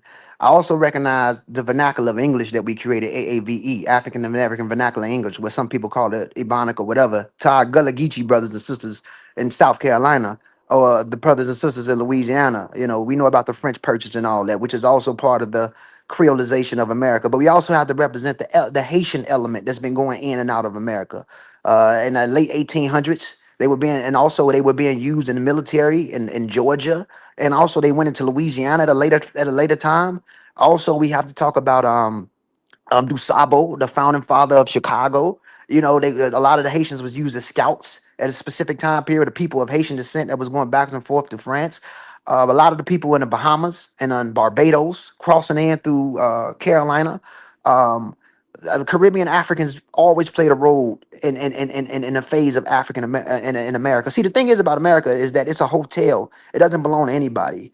It's a capitalistic monster driven by, you know, the idea of what they label as democracy, but it's a monster in a machine. It's like a prostitute. It doesn't belong to anybody. And the problem is that this is why everybody and anybody can come here and sell subsectoral cultural aspects. So when it comes to the African American, because, for example, your earliest ancestors came, or which is still your ancestors because you're West African, man. Your earliest ancestors came in the late 1500s, before even 1619. There also was a later underground African slave trade after 1865. So what I'm saying is that because the African American represent a hodgepodge history and layers, it's impossible to deny the Caribbean elements. And as I stated earlier, a lot of these areas, Jamaica, Puerto Rico, these parts are part of North America. They're part of North America. They're not part of the United States. But if you look at the surrounding countries around the United States, you're going to see, or the places of North America, they're part of North America. Now, when it comes to the United States, that's another thing. The United States has a history. You got to study when these Europeans was fighting each other before they unified. When America wanted to branch off from the UK over the taxes and different things that was going on, the war that they had, and the groups of people that were used in America. These Africans that was used. That was used. These foundational African Americans that was used. So, as a foundational African American, we definitely, or for me and people that's running with the movement, we definitely respect the Caribbean element. It's hard to find an African American who don't have it further back in time. I'm certain, crossing through Mississippi and Alabama and Louisiana, there's a deep Caribbean tie somewhere down the line. Even though if it even doesn't even show up on 23andMe and Ancestry DNA. When you look at the old Georgians and the old people of Carolina and the old people of Louisiana, when you go further back in time, you're gonna find somewhere deep in time some Caribbean elements there. And it's hard to really, without paperwork. This is why genealogy is very important. It's hard to really find certain things because a lot of things wasn't written on records. So all we have is these, DNA companies to tell us an idea, give us a hint of what's what. You know what I'm saying? So I definitely include the African Caribbeans and I definitely include the Africans because we are Africans. Now, is a Afro-Caribbean that recently come here, is he a foundational African American? No, he wouldn't be because he's not part of the deeper standard history. Now, if you're African Caribbean that came in the 1800s during the time of the inception of what we know as North America, which is 247 years old, that's an African American. If you are a African that came even after the underground slave trade when slavery was abolished in 1865, that's an African American. Now, if you just came here in 1945, 1920, 1960, no, you're not a foundational African American, but we are both Africans, and I don't look down at you. And you also part of the West. Just like me coming to your island saying that because me and you are both West Africans, which we are, I'm a foundational, the island that you come from. I wouldn't be. You know what I'm saying? But we're both Africans. Yes, yes. All right. Thank you. Breakdown. Let's get a solemn car in the building. All this week, last weekend, Ngozi, we've been dealing with evolution. Assam, MK, and Unk been going ham. Pasu been going in. There's been a few going back and forth on evolution. Yeah. So let's bring in Asar MK. Let's see if we got any questions for you pertaining to that. What's up, brother? So go ahead. It's hard to talk to you sometimes. We just been talking the other day. What's up, my good brother? Assalamu alaikum, fam. Oh, alaikum salam. Alhamdulillah. MashaAllah. What's up? My taller younger brother Ngozi. Big. Hey, don't forget, big up to my nana, my pula Pulani. 100 Jam. That's right. Go ahead, Akeem. I don't know where. Go ahead. two questions, family. I'm a, I ain't gonna come and attack you. I'm gonna just throw these in your lap. I want to see how you react to them. The first question, with the ancient Egyptians having, there's about three things. We look at the blacktop pottery. We know that's from down south. We look at the early king burials in Dynasty 0. They're in Abydos. They're in deep First Cataract, Egypt, making their way from upper south. And then the other thing, looking at the Nehesi kings, which are the first, and then ending up being close to the last before the Persian invasion, and the last of the kings saying, finally, we're back on the throne, in his statement that he wrote on the Stela. And then let me add this last part from the new paper, because I believe you mentioned the paper. The paper states that there's a sub-Saharan strand that makes its way up to Libya. It says it's 80% African, North African, 20% Asiatic. So 80% North African, 20% Asiatic, and it made its way from sub-Saharan Africa. How would you account for the ancient Egyptians' cultural look when they first begin civilization as Egypt? So I'm going to answer your question. We're going to go all the way back in time past the Badarian and the Tajin populations. We're going to go back in time in North Africa and what was going on with these Homo sapiens or these humans. Humans diverged from ancestral East Africans and migrated to North Africa in some phases early as 140,000 years ago. And we know this with the Assyrian culture. Now, I'm not going to get into Jebel or Hud, which is a basal Homo sapien or archaic Homo sapien, which is an earlier phase. I'm going to talk about modern anatomically correct humans, which is us, right? I know you don't really deal with evolution, but I'm going to take that out and I'm going to focus on humanity right now. So humans diverged from ancestral East Africa and they go north 130 to 140,000 years ago. Later on in time, from recent studies, they just discovered a few months ago Tukahori. They also talked about her last year, basal mtDNA, and she's a later population or later derived of the Assyrians. The Assyrian lasts between 150,000 to 30,000 years ago. These Assyrians that went to the Nile, or it was near the Nile, was the Wadi Halfling groups and the Wadi Kumayinians. We know in northern Egypt, it was a much of water and marsh land there. So this is between the Wadi Halfling and the Wadi Kubayinian population that was there. But we got to remember, human beings left out of Africa through the Sinai, and they crossed through Egypt and they went into the Levant at a specific time. The people in the Levant went through, or the people in North Africa went through their own unique bottleneck. They went through genetic drift. So the people that went into the Levant, they became their own. So it goes from Levantine Agrigetians to the Levantine Amharatians to the Cambrian group that became aboriginal to those zones. Then you have a later phase of people that's related to the Nile Valley hunter-gatherers. They cross into the Levant through the Sinai, and they integrate into those populations, and they mix with the Cambrian population, and then they, later on, around 14,000 years ago, you create these Natufians. Now, the Natufians already had shared ancestry. This is what Mr. Shamaka Keita was talking about. They already had shared ancestry with some groups of people in the Nile. It's been going backwards and forward.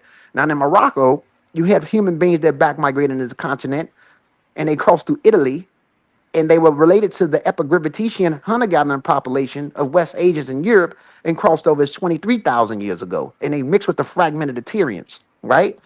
So when you go towards the Nile, where you say it, and I completely agree with you, Upper Egypt and Lower Egypt, going back in time, let's go all the way back, past the Kubayinians, past the Harefians, past Jebel Sahaba, all the way to the Badarians and the Nakata. The Fayum A group, which represents a post-Natufian population that was already sitting on the Sinai since the Harifians, have already been going backwards and forward. At this time, it's really hard to separate a later derived ancestral Neolithic North Africans from Epipaleolithic later phases of Levantines because they already have strong shared affinity. So you have people coming in with sheep and goats because here's the thing. Those different glacial maximus periods and those different phases of history, there has been a lot of droughts, famine. So people are looking for places to deal with their farming. They're looking for places to deal with their pastoralism. So they're going backwards and forward. What was a special place? The Nile Valley. It's crossing through the Sinai. They're meeting up with populations that already absorbed some back migrant DNA that was people that was sitting in the Sahara. So as they go towards the Sahara, you find them going all the way down towards the south. Now in the south, we know about Napata Playa and all that. Those people were related to those Tukahori groups that was already indigenous that was crossing through the Sahara going there. Because a lot of the stuff that you find at base, right, in the proto phase of Egypt, you find it in, because of the north was flooded, you find a lot of it in Upper Egypt, right? So people were already sharing affinity crossing backwards and forward. Now, by the time you get to the Nakata period, the Nakata South, the Badarian South, they're starting to create these things. You know about the crown image on the Cusco, what's her name? But you also got to remember the Mahdi and the Fayum groups that was also lingering in the north that merged together before you have dynastic Egypt. So what I'm trying to say in layman's terms, people back migrated into the continent way before Egypt was even formed. And that stuff lingered in the south. And the southern traits lingered in the north. Mm-hmm. Go ahead. So let me ask my second question. So hold on. Just so to drive, hold on. To drive it home, the Egyptians was Africans. Their culture developed in Africa. The civilization happened in Africa. Regardless to ancient back migration that happened 6,000 to 20,000 years before they even was born, what the problem is that we try to deny the element of the admixture that occurred a long time ago. It's not that they wasn't Africans, because they were Africans, but what I'm saying is these specific people in this portion of the continent had a fixed cluster that was distinct from the population that we descend from. But that doesn't deny their culture. It doesn't deny things coming from the south or things coming from the north.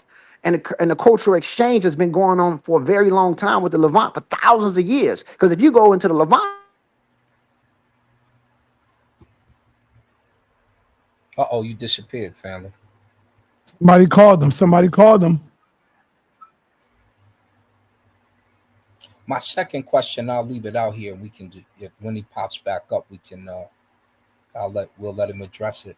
My second question to him, with all the you have maybe one person, I want to say Paul, what's his name before Marcus Garvey. You have Deuce Muhammad, whose mom is Sudani and his dad. Oh, can you hear me, Ngozi? Go ahead. Okay, yeah. We'll go to the second question because I think the people see your point. The second question with the movement in America, we have I want to say Paul Cuffey. I'm just coming from my brain, but we have Deuce Muhammad, who is an Egyptian Sudani, Inspire Marcus Garvey, who starts doing the UNIA. And of course, Deuce Muhammad was rolling with Noble Drew Ali. You got Annie of the Maroons, Marcus Garvey, Paul Bogle, Sam Sharp, etc., etc. A lot of people that end up in Jamaica or come from Jamaica or start to go to Jamaica and end up in Britain in the Book of Negroes. Why do you discount their plight with ours? I don't discount their fight with ours. All of us have our own fight. Even after slavery, Africa still was going through colonization and colonialism, right? They wasn't free off the hook. What I'm saying is that each and one of us have a story in North American history or larger history. So it's not that we're separating or I'm separating their fight. We all fight. Ops is ops. We fighting the same ops, just different borders of the ops with the same op agenda. So we're not denying that. It's just that all of our story is unique, right? So within the North, we had our own story going on from the same base ops. In the Caribbean, they had their story going on from the same base ops. In the UK, they had their story going on from the same base ops. And on the continent, they still going through the same struggle since then from the same base ops that's keeping up confusion and keeping up plants. But so what I'm saying is, even though we all got the same base ops with the same agenda, we all also have a unique story within our struggle. See what I'm saying? So I don't separate the struggle. The struggle is the struggle, but there's a different story within the struggle. But at the end of the day, at base, we all West African or Africans. That's just base. So there's no separation. It's just telling our layer of the story that belongs to us, which is horrible. Just like they have their story that belongs to them, which is horrible. And just like the brothers and sisters on the continent still got their story that belongs to them, it's horrible. It's all horrible, and it's still going to be horrible. It's going to get worse, with a lot of the laws that's passing. So that's why it's important for people to get educations, get trades, or do different things, or do what you do. If you ain't doing it independently, you screwed. So that's just what it is. All right, we're gonna move along, Asar. We got King J, then I see Apostle. King J, what's up, brother? Peace to the panel. Peace to Ngozi. What's up, my bro? So Ngozi always got a lot of good information. You know what I'm saying? Like that's never something that he comes and lacks with. I don't know. You broke it down. I do have a question though. So in regards to let's say this North African population, right? You brought it up earlier when you talked about but people don't catch it, right? You talk so fast, they don't be catching all the jewels you give them because of a lot of information. When you're speaking about the Butu, right, and the Madi Butu, nobody really knows who the Madi Butu culture is. You know what I'm saying? But that's Marimde. That's the first Neolithic little, you know what I'm saying? That element, right? So that element is what they call the 20 nomes in the Nile Delta, right? Correct. These are other nomes. These are other Sapats, right? Yes, sir. But we would call them Libyan Sapats. But so like when they're grouping up all this thing Egyptian, right? They're grouping up so much culture, right? Different culture, right? In that one word, right? I mean that Madi Butu culture and that the Narmer, when Narmer comes up from the south, that confederacy of Nek and Etfu and the followers of Horus, to be specific, right? When they come up from the south, What are you talking now? followers of Horus, They encounter this mighty Butu culture, correct? Correct. So when it comes to like, yeah, so I don't know if you finished. You done? Or you're Yeah, right. go ahead. Go ahead and So build. Go ahead and so build. so so with the Merimde, you can also see that their continuity of the Fayum group, and they had ties with the post-Natufian population or the pre-part Neolithic. You can see that with the Merimde death mask. Them death masks are older. Remember that little mask that they have of him? You find older masks of them in the Levant, which is much earlier, but show that they already had a cultural exchange with the later phase of the Levant for a very long time before drifting down. So when they already lingering down, yes, they are a continuity or a layer that we already had a hybrid cultural thing going on because they was already having change and exchange, and even through sexual selection, um through sexual selection they were breeding. You already had the culture exchange and gene exchange that was already flowing between them and people in the earlier phase of the Levant, and also population groups that was crossing through the Siwa Oasis or the eastern part of the Sahara, going backwards and forward before lingering down toward the Nile. So yes, they represent a continuity. When you look at them and the Bodhi groups and the Mahdi, they're all connected. Even before you even find these the Tajans in the south, and then the Nakata. I mean, I'm sorry, the Badarians that made way for the Nakata. All those people make up the population groups that makes up within ancient Tawi. Because the whole country wasn't called Kemet. That's another pseudo thing. It was Tawi, two lands, or Ta Mary, the beloved land. You know, Kemet was just the black soil. Kim, black, Ta, land, the black soot, because these people were agriculture, they were farming. So black soil was very important. Black was very Definitely important was. to the Definitely ancient was. Egyptians, because the richer the soil, the darker it is. It represents the best quality. So, but here's the thing: all of Tawi was not Kemet. Some parts was Deset. Exactly. The Then you had Deseret. the Deseret. Then you had the Great Green in the Mediterranean. Then you had the population groups in the south, like the Magi, who was the police, which is the intermediate man who played both sides. Sometimes they fought against the Nubian groups. The other side, they was the border patrol between groups further south. Then they expanded their border into Jebel Bakr. So some portions of Sudan were parts of Egypt, civilization sense in Tawi. So it's a complexity when it comes to this place because it's a transcontinental country. Different borders at different time periods. Absolutely. For sure. And also Nama wasn't from Sudan. He was from Thinis, and that's not Nubia. He was just from Upper Egypt or the mid phase of Upper Egypt. So when he unified the land, a lot. I mean, if you study it, man, this stuff was about currency and exchange and money for real, for real. There was a market going on when and also when he unified the land. If you got control of that delta, you also got a network with the Levant, and the people in the Levant had a network with Mesopotamia and all the other stuff. And the largest deposits of Kim was found in the Delta.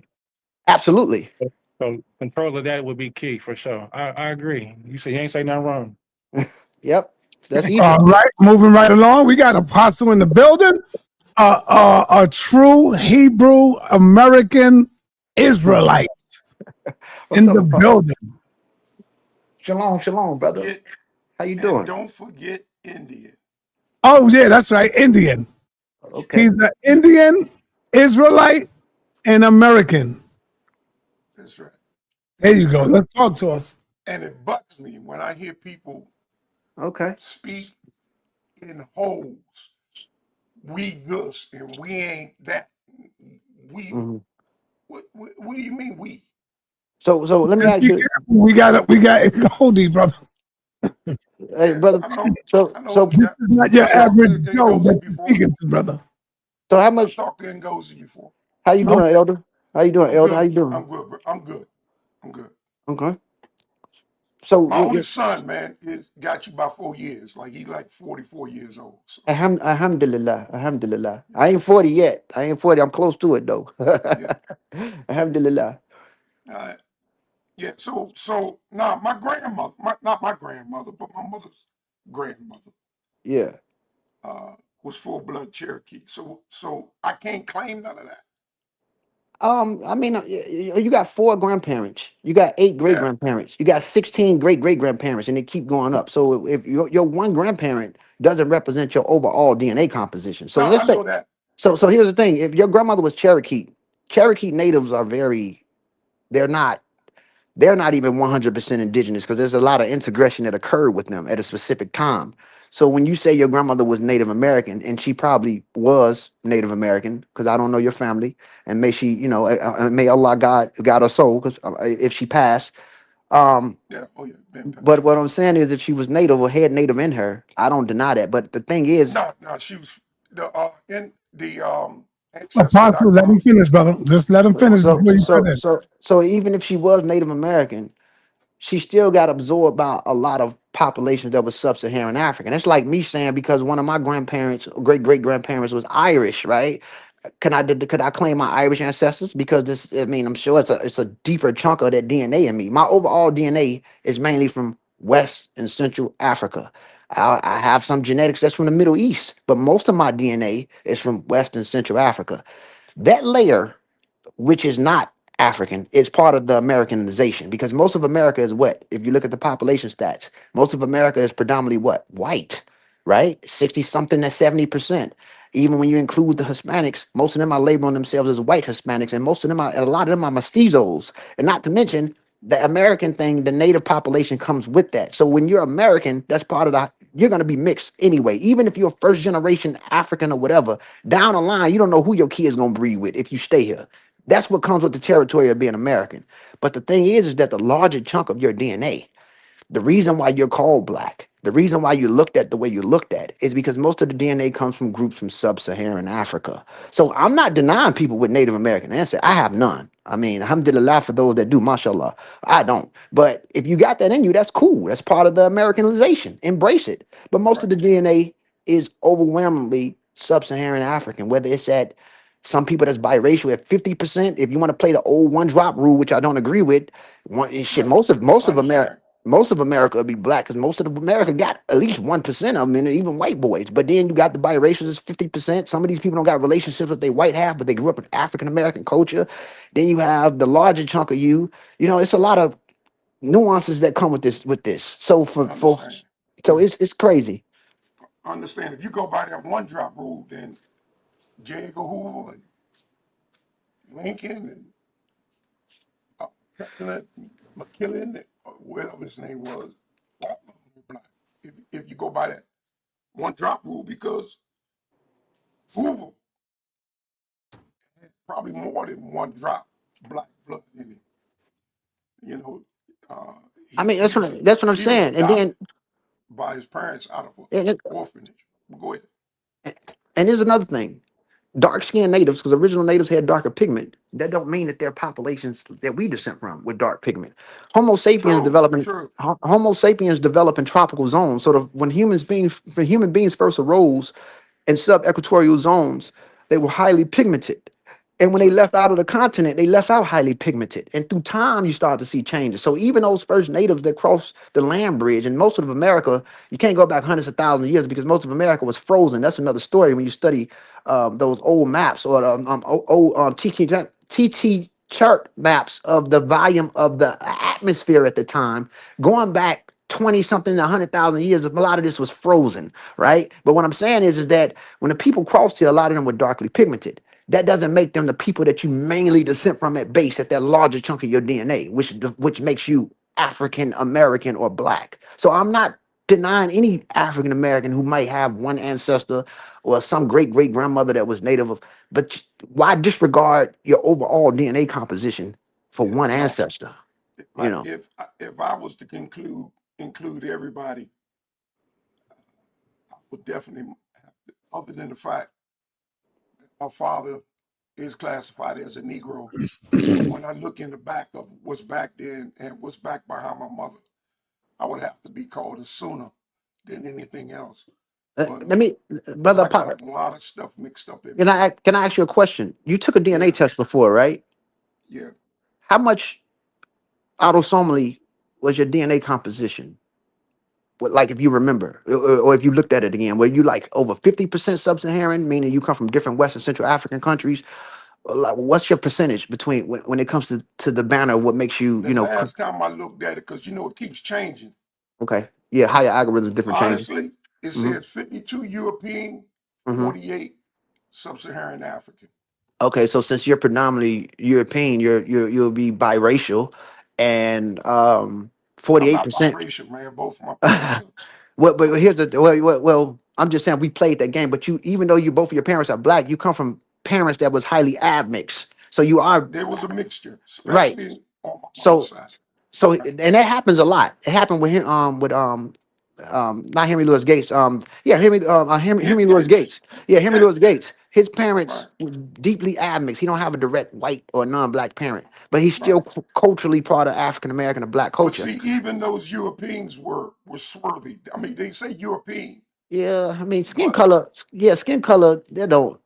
Most white people come from the Middle East anyway. They're West Asian, so it doesn't. That's a lot of it comes from the Iberian coast.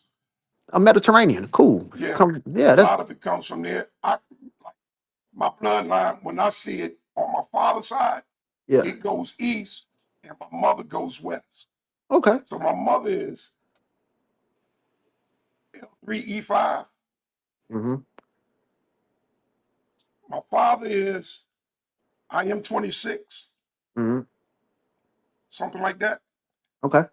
But his ancestors definitely go east So yeah, through the so Nile Valley. so you're part of the American you're part of the American story, and with the American story comes creolization. And Right, even though you're highly admixed and you don't have a direct non-black parent, still part of Black American or African American culture. That's what happens. So we don't sometimes percentages may not be the larger chunk. You have outliers amongst African Americans at cases.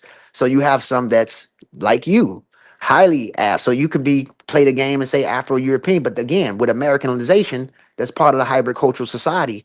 Highly admixed things are gonna happen because nobody's one strict anything. But that right, larger chunk, because you're 48% when the person look at you, because America's at base, before people became scientifically literate, even amongst Europeans, they played a lookership game. So right. based off what people look like, determine who you was before you got into the human genome that was only mapped out in between 2002 and 2003. So now there's a whole nother complex story to add on to the full detail of people. So yeah, that's what's up. All right. Last Apostle, question, Si. Last Apostle, you question. 52% European, man. Yeah, You're I more see that. European than Yeah, I see that, bro. so That's for Europeans all of can be y'all. Israelites. No, ain't nothing wrong That's with for that. I'm all of not y'all, blaming on you, man. brother. All of y'all. That's Everybody. for all of y'all out there, that wants to jump on the fact apostles a white guy. Hey, Yeah, Apostle, man, right. I can see it there. I ain't got no problems with Europeans like I used to back in the days. I grew up. So, Yeah. ask the last question, brother. Yeah. Then we're gonna Now, move on. you'll kick on us Israelites being cousins to the Canaanites. I got pushback on that one, man, because Mm-hmm. Canaan was the grandson of Ham. Uh-huh. Son of Ham, grandson of Noah. And Israelite, we're Shemitic. So we came from Shem. Now, Shem and Ham were brothers. So in that sense, but we're not Hamitic when you talk about Israelites. So understand that Canaanites, people get that mixed up. Canaan and Cain, they think they're similar, but they are two different individuals. So no, we're not Canaanites. So so the land of Canaan is the land of Canaan.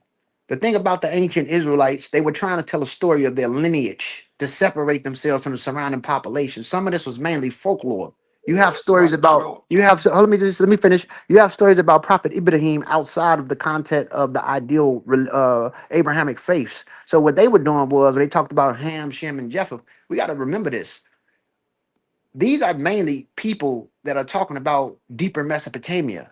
Ham, Shem. This is what the Hamitic Semitic race theory comes from when they tried to say the Egyptians was dark skinned Caucasians from outside of the continent into the continent. So even in that sense, Ham is not black. That's the racial clergy that was slapped on that. But when you follow the base, these are mainly stories coming from deeper Mesopotamia. They're trying to tell you that they come from near in between the Tigris and Euphrates, Iraq and Iran, all of them. exactly. So going all the way back to Prophet Adam or Amadou or Adum or Adadum, as they said in Sumer and ancient older myths, when they was trying to tell a story of the human lineage, these are folklores telling you that hey, we come from further east.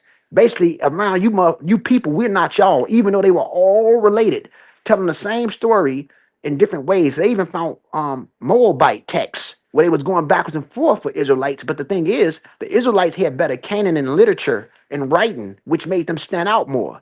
This was the predecessor, the precursor of the Septuagint. When the Greeks came in, because the Greeks was lovers of philosophy, so they start Hellenizing things. Then later on, you get the Septuagint. Then you get the Babylonian Talmud, where they start dealing with the Persians, and they kind of helped influence Israel create that. So the problem is, even though they told you these specific lineages, most of these people are all still connected, talking about deeper Mesopotamian, Eastern Mesopotamian stories.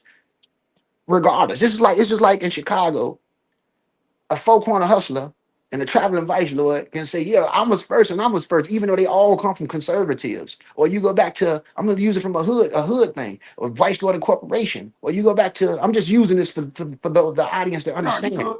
Yeah, you good. GDs and BDs. Before they was black gangster disciples, and before that you had double disciples. They all had the same root, but they got a different history. They got a different history of how they came into being, into inception. So at root, they're all still based off Eastern Mediterranean stories, primarily from the Zagros and the Tigris and Euphrates population that made up all of them. Okay. No problems with it, man. Agree with you. Thanks for receiving my phone call, man.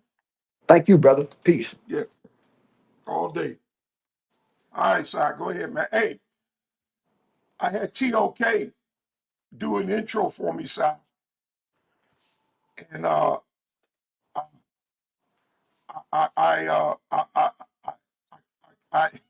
Go ahead, Kim. Kim, go ahead. I just had a question because I didn't really see the whole presentation. Are we still saying that the ancient Egyptians or Kemetic people wasn't black before I ask my question? I'm saying that the Egyptians were Africans. As far as their skin color from a racial clergy, it's hard to play with that because black or dark skin doesn't mean it represents the same population morphologically that we come from. The Egyptians were Egyptians. They were dark in range. Some people were light, but that shouldn't exclude them from being Africans. So the most important thing is that the Egyptians were Africans. Were they black? If I was to bring King Tut back, or based off the cranial metrics of his skull, he doesn't look like the typical average African American or West African. He would have looked like a person from Socotra, Yemen, or the Saadi people that live in Upper Egypt today. The same way if you look at a Somali or Eritrean, those people are 60% motor or with some pre-Nilotic, but 40% of their DNA come from a population that was related to Epipaleolithic Libertines. So when you look at them morphologically, you can tell the difference between them and Patrice Lumumba. You see what I'm trying to say in morphology? So what I'm saying is that skin color shouldn't be the banner for what Egyptian is. Egyptians are Africans. Even modern Egyptians, as light as they are they're not even Arabs really. The Arab percentage in their DNA, if you look at the DNA composition, is low. Most of their DNA is connected to the history and layers and phases of time that's been going on in those areas between the Near East and North Africa for thousands of years. So that's Okay, what I'm saying. so I understand if you saying they wasn't black like we call ourselves today, but are you also saying that they didn't call themselves black? Oh, absolutely. Yeah, from my research, no, they didn't call themselves black. They were Ramesh. Okay, And the okay, reason, so and cool. I'm gonna answer your question right quick before let me answer it. They call themselves Ramesh, and the Ramesh can range in skin color. Like you can have one dude that's lighter, that's Ramesh, and you can have another guy that's dark. So skin color wasn't a banner for an Egyptian because if you look on the walls and the art, you find reddish brown skin next to dark brown skin next to a red bone lady that looked like Kim Kardashian. Right, They were right. all So they so were all Egyptian. I The totally skin tone understand that varied. part, right? But if you saying they didn't call themselves black, that's where I would have to have an argument because we Hmm. got people like Peppy the Black, and Hmm. then we have people like Kim Nepper, which is Okay. KM.T, and then Hmm. Nepper.T, which can Hmm. be translated Sure. into beautiful black woman. Okay. So. So, and when you say that, Mhm. it make me feel like you trying to kind of discount the fact that they also called themselves black, even if the black they called themselves didn't refer to the way that we call ourselves black today. They still Right. refer to themselves as black in whichever No. way they use the word black. Then Hmm. they still call themselves black. Okay. So So let me. is that what you also arguing against? Yeah. I'm gonna give you a little pushback on that. So here's the thing: if the surrounding population is black, and you got one guy named Peppy the Black, Evidently, he looked distinct from the overall population, right? So basically, for them, like it's like with African Americans, you got one guy named Black, and he might not look the same as the rest of us, and then you got another guy named Red, right?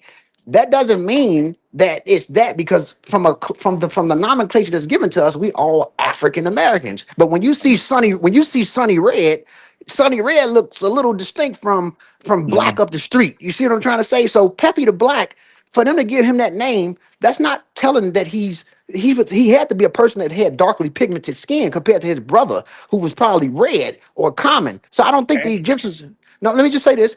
I don't think the Egyptians was running around here saying, I am Black, especially when when you look at the art. They're drawing the people south of them, the Nubians, right? They didn't have think about it. They didn't call the Nubians Cam anything. They called them Nehesi or different things, which lets you know that Cam did not mean Black, because if it did, why aren't they calling the Nubians, who are highly deeply pigment compared to them, Cam anything? They didn't. So what I'm trying to say is that I don't think the Egyptians was walking around here saying, I'm Black.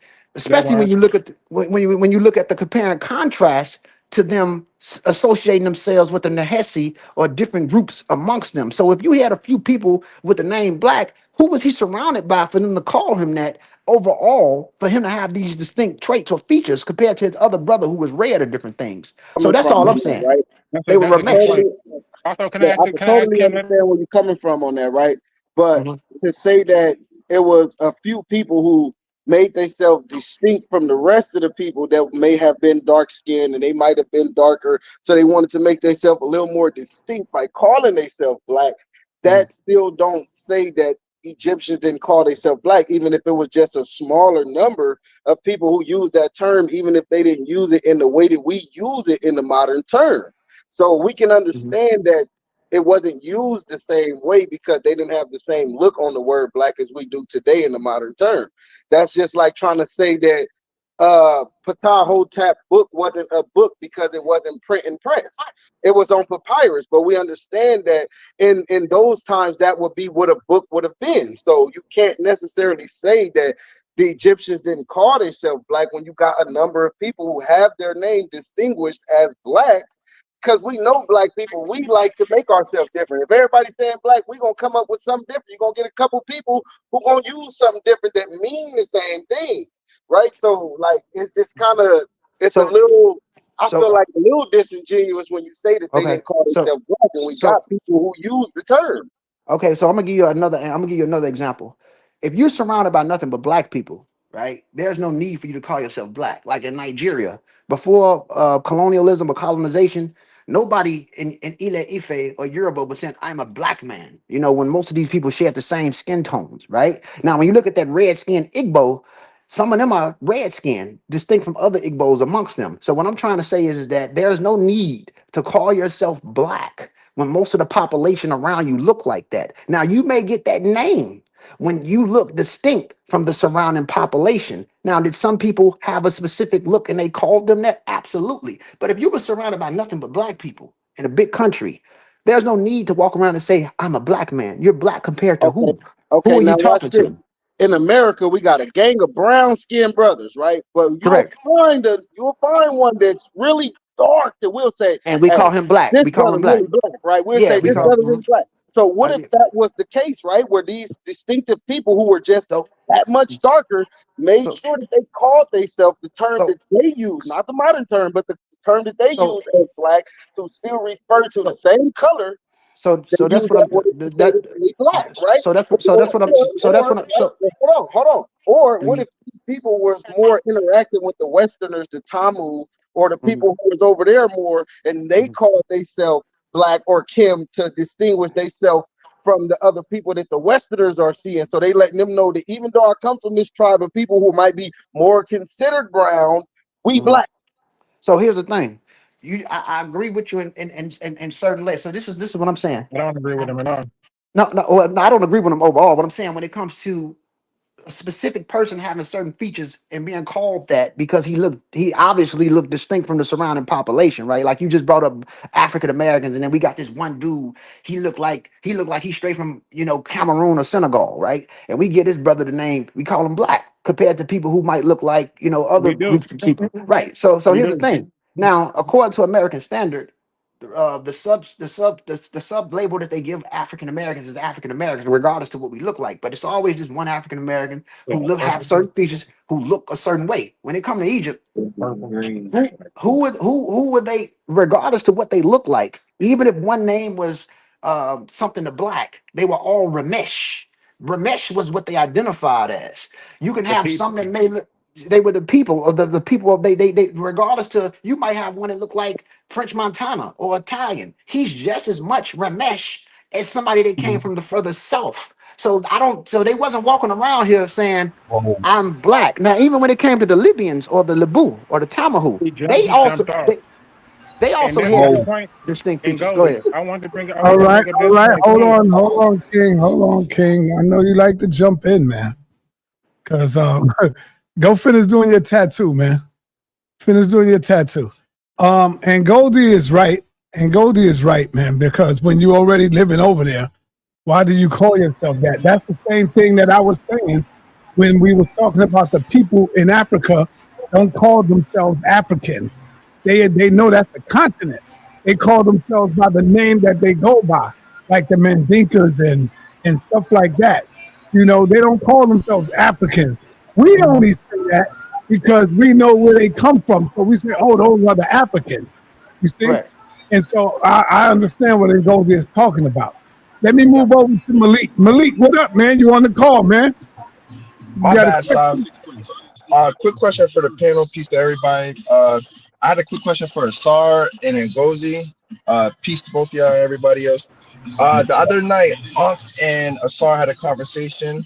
It was very good, in my opinion. I just wanted to know the whole scientific law versus the scientific theory thing, and if there's any relevance to the conversation you guys were having today. I just want to know if Asar can go over it again, and if Ngozi can chime in on it, just to see, what each of you two have to say about it. Before they go, I don't get to respond. One last time, you put me in the back. We just having a conversation. I don't understand why. Don't trip, Kim Netcha. So yeah, briefly. I kept muting you, and you kept unmuting yourself, and I kept muting you like 4 times, and you would unmute yourself. I understand, but I didn't say nothing. I was quiet, even though I unmuted myself. No. You can't just keep unmuting yourself. I'm muting you for a reason, because I don't want you to just jump in. But I was quiet, so I unmuted myself, but I didn't say a word, so I don't understand why you kept doing it if I'm still quiet. I kept muting you. It don't matter. I mute you because once Ngozi stopped, bang, you jump right in. See, so I know what I'm doing. I know. Because it was me and him discussing it. I thought it was me and him. I'll let you come back, but I didn't want y'all to keep going too long. I'm gonna come back around to you. It's too long.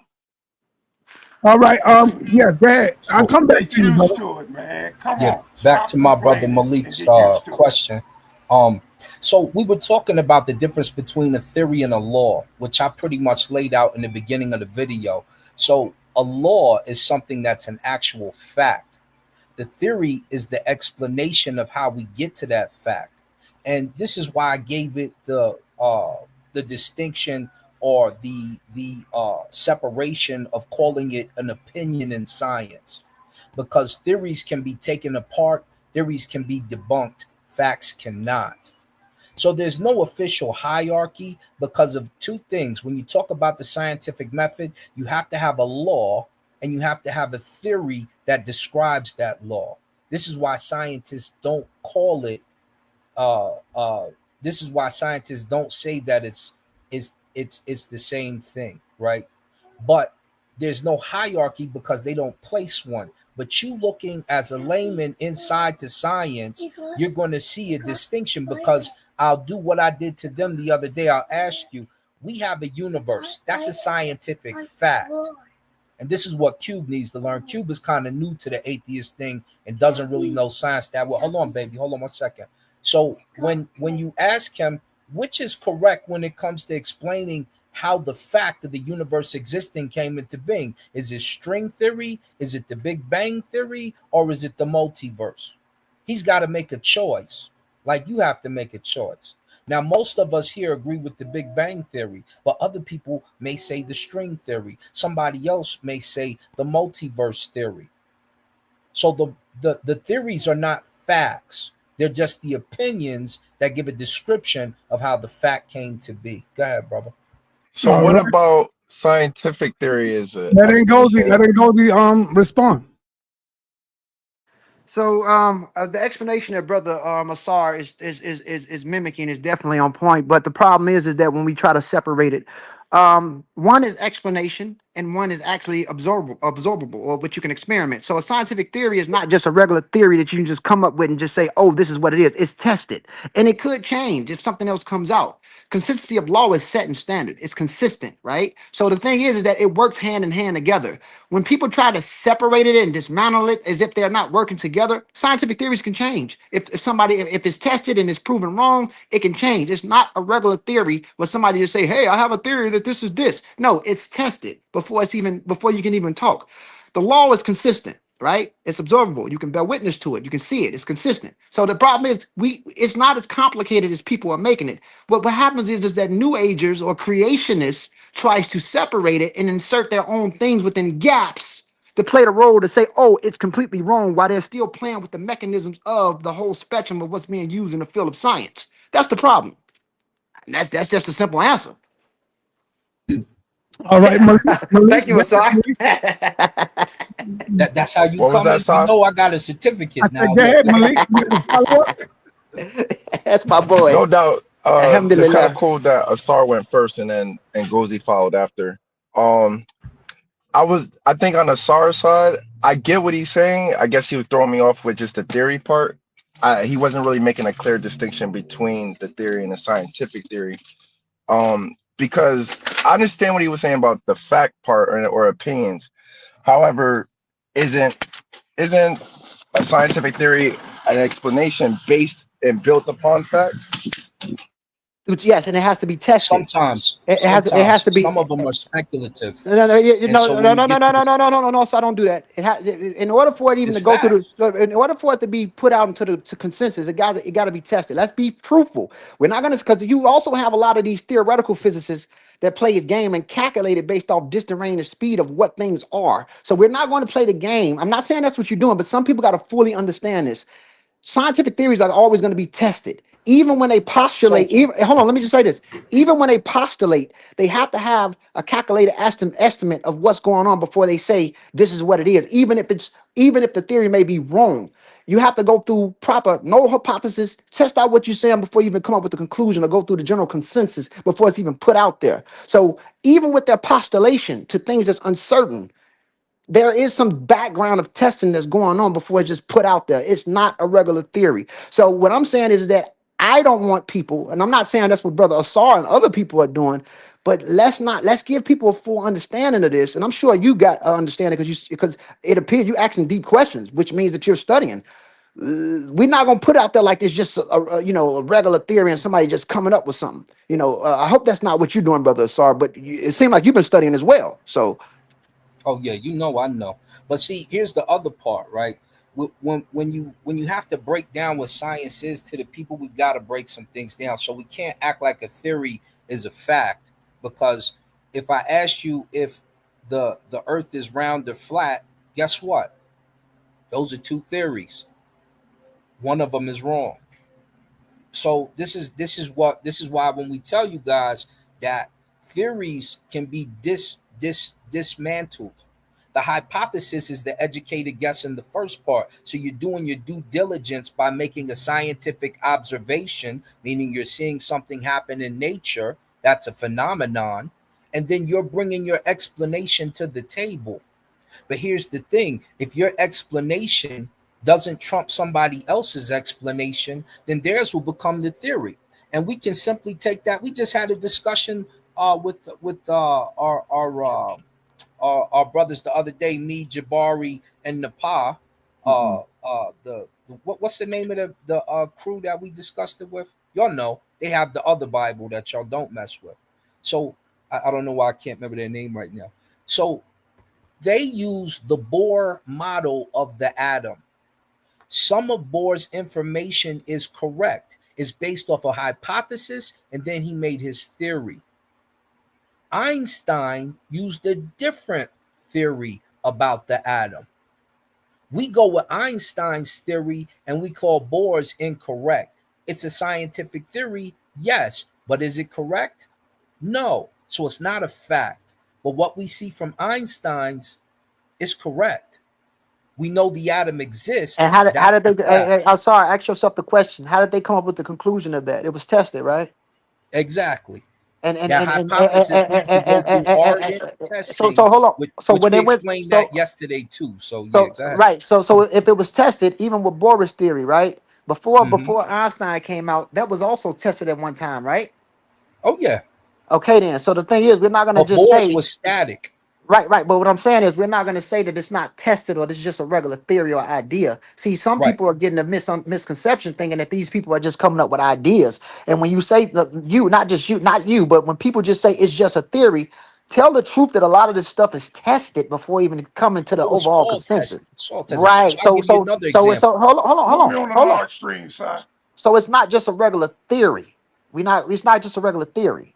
Yeah, We're but not they gonna do know that. that when we say Or guess. scientific theory, which is different than a normal theory, Oh, right? yeah, but Challenge me if we yesterday. just throw a theory, we're just talking philosophically at a school exactly. So let's stick to the So rule of scientific theories, even right. if So Challenge when me we're yesterday. So but look hold what on, I when we did. in that rule, we have to understand two things. When you come up with the theory that's debunked, your hypothesis becomes a non-usable theory. So it becomes incorrect. So it's not like we can run from that. The fact is the fact. Now, there are some theories like we pulled up the other day, the aquatic man ape is debunked. So why they keep using it makes no sense. But we just seen BBC posted the other day when David Adall mentioned it as if we could come up with this aquatic ape. And we know we can't. We know we have better explanations for why you walk on 2 feet, why you're able to swim, even though you don't swim as well as other mammals and other creatures and things of that nature. And we covered those things. So it's not like we have to go over extensively into the explanation. Yeah. Of No, the difference. yeah. You gotta be real. No, bro, you gotta be real careful, man. I mean, it's been a lot of sayings going around, man. I mean, I even heard I think I heard you the other day. You said something about a Homo sapien woman bred with a chimpanzee and created a humanity, which is not true. Well, no, That that's was what I was correcting you all about because y'all keep using divergent evolution. So how you using divergent evolution but not clearing the chimpanzee human mix? That's a humanity, but y'all don't want to claim it when we talk about it. Listen. You study molecular clocks, and the divergence at that time between us and chimps or Sibians is going back before. I mean, we separate from a chimp common ancestor at 7 million years when that diverged. And if you want to go further back in time, the more back in time you go, the more connected you are to other forms of life, right? And if you want to go further back in So you time, claiming the humanity in front of us is what you're telling them? no. There has been divergence since we You split from the got to common now ancestor. because you With saying we had a common ancestor. no, a common ancestor that diverged. You got to go all the way. Listen, when you start studying, look, we're gonna get into this.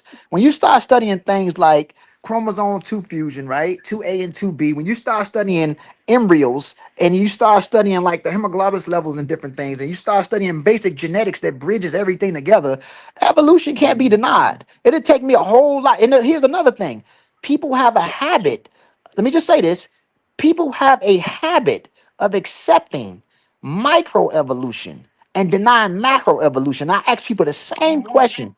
If you Don't say that see, because your boy hold Aunt pulled up the macroevolution no, book listen, the other day. You don't hold want to on, embarrass Hold him. on, one mic, let him go. Let him go. hold on, listen. That's what I'm gonna ask you. If you see a lot of changes going on at the small level, right? At the smallest level, eventually you will see changes if it builds up accumulatively at the larger level. Micro makes way for the macro. That's just a fact. So what I'm trying to say is that people who are trying to play this game, you even got tested with fruit flies and different things where you can see these changes. So what I'm saying is that it's nothing spooky about evolution. It's too natural for people, but people want to put this is what the human imagination do. Because we have this complex cerebral cortex driven by imagination, we want to insert our own things within gaps or uncertainties philosophically. And that's when you separate from the field of science because you're putting your own gaps or your own narrative to the gaps. And that's when it gets on the spectrum. All right. And Ngozi, your mic went out. Somebody called you. Let me go to Kim Netter. Kim Netter, let me get back to you, brother. on the topic that they own right now, I just wanted to say that we know what evolution is never going to become what we would call a scientific law because evolution is continuous. It's never going to stop over the course of time. It's going to always be going and things are always going to continue to change. So it's never going to become a law. So I can kind of understand where Unc and where Sar was coming from when they broke down the theory and the difference between the theory and the law. But as the people who's not a scientist, who could just understand what science is, we understand as the people that a theory can change or it can either be dismantled by either implementing something new or that something new to implement it can add to it, or it could be something so detrimental it could break the whole theory down. But in law, it's not going to change. So I can understand how as the people just understanding science, not being a scientist, we would want to go with what the law is, even though understanding in science there is no hierarchy between what the theory and the law is. That's all I wanted to say on that topic, at least. Sal, let me just throw this. Hey, hold on before you go back. Brother Lai came in twice. I ain't call him. Oh, let me get Brother Lai, see what he want to say. Brother Lai, you on the call? Peace and blessings to everybody that's on the panel, as well as your families. Hotep, Shalom. Assalamu alaikum rahmatullahi wa barakatuh. The question I actually had is for Ngozi, but I see that his phone has actually went out. Asar, for the most part, you listen to the whole show? Yes, I didn't get to hear all the early parts, but I got to hear most of it, yo. Yeah, because what I was going to ask. All right, Ngozi is back. Ngozi is back, Brother La. It knocked me out. Go ahead. Okay, assalamu alaikum rahmatullahi wa barakatuh. Wa alaikum salam, Aki. Alhamdulillah, mashallah. What's up, Aki? كيف حالك طيب؟ Alhamdulillah. Yalla, from earlier from the show, Al-Kitaba. Go ahead. Go ahead. Did you understand? Well, I just asked you, Ak, is from earlier from the show. English, man. I don't understand. What I was asking you from earlier was from the show from early when you giving out the title names for the books. What were those two title names for the books that you were referencing for sources? For the sources of the genetics that we were speaking of, that I was speaking of? No, Maki. Which one? I didn't bring up a book, Aki. Nah, remember when I told you to cite some sources for the people? Yeah, I spoke of Lazaridis. That's the geneticist Lazaridis, and I spoke of Moreno from the 2023 study that came out in 2025 of the Neuroret mummy. You brought up a woman too. You brought up her name is Miss Moros, and that's from 2023. And Miss Moros? Yes, that's from 2023. And then I also brought up Lazaridis. Her name is Morez, Adeline Morez, ADELINEMOREZ Jacobs. She just got married. And I also brought up Lazaridis. It's an article that he brought up called Ancient Agriculture in the Middle East. And he breaks down the genetic signatures of the population that was there. And there's also articles on the Bronze Age Canaanites, genetic signatures. So if you type that up, you can see what was going on at that time based off what they have. Shukran, Aki. Peace. Salam, Aki. F1, bro. You're welcome. Inshallah. I see the doctor raising. All right, Dr. David, what up, brother? All right, thank you. I've been waiting patiently. So, Brother Ngozi, I just want to go back to the FBA conversation very quickly, and then I had another question, and then I'll stop there. As a political entity, and hopefully the FBA is successful, hopefully they can continue, or FAA, as you would like to see it transition into, continue and make some grounds in terms of the reparation movement for Black Americans. What do you propose? And this is what I said to Lex Vortex, because would you admit that there's a skills gap in the USA at this time, whether people like to accept that or not? Absolutely. And would you accept that many of these higher skills and some of the lower skills are being filled by migrants, in particular, as some people like to frown upon people from our West African and African communities, especially as doctors and so on and so on. Absolutely, the immigrants is putting in work. I mean, Okay, the immigrants is the reset to everything. I mean, you so got to think about something. At the first and second generation of Americanism, you become lazy. That's just what I think. I think that it doesn't matter if you're white or black. First and second generation Mexican don't work as hard as a first generation Mexican. When a lot of our brothers who go under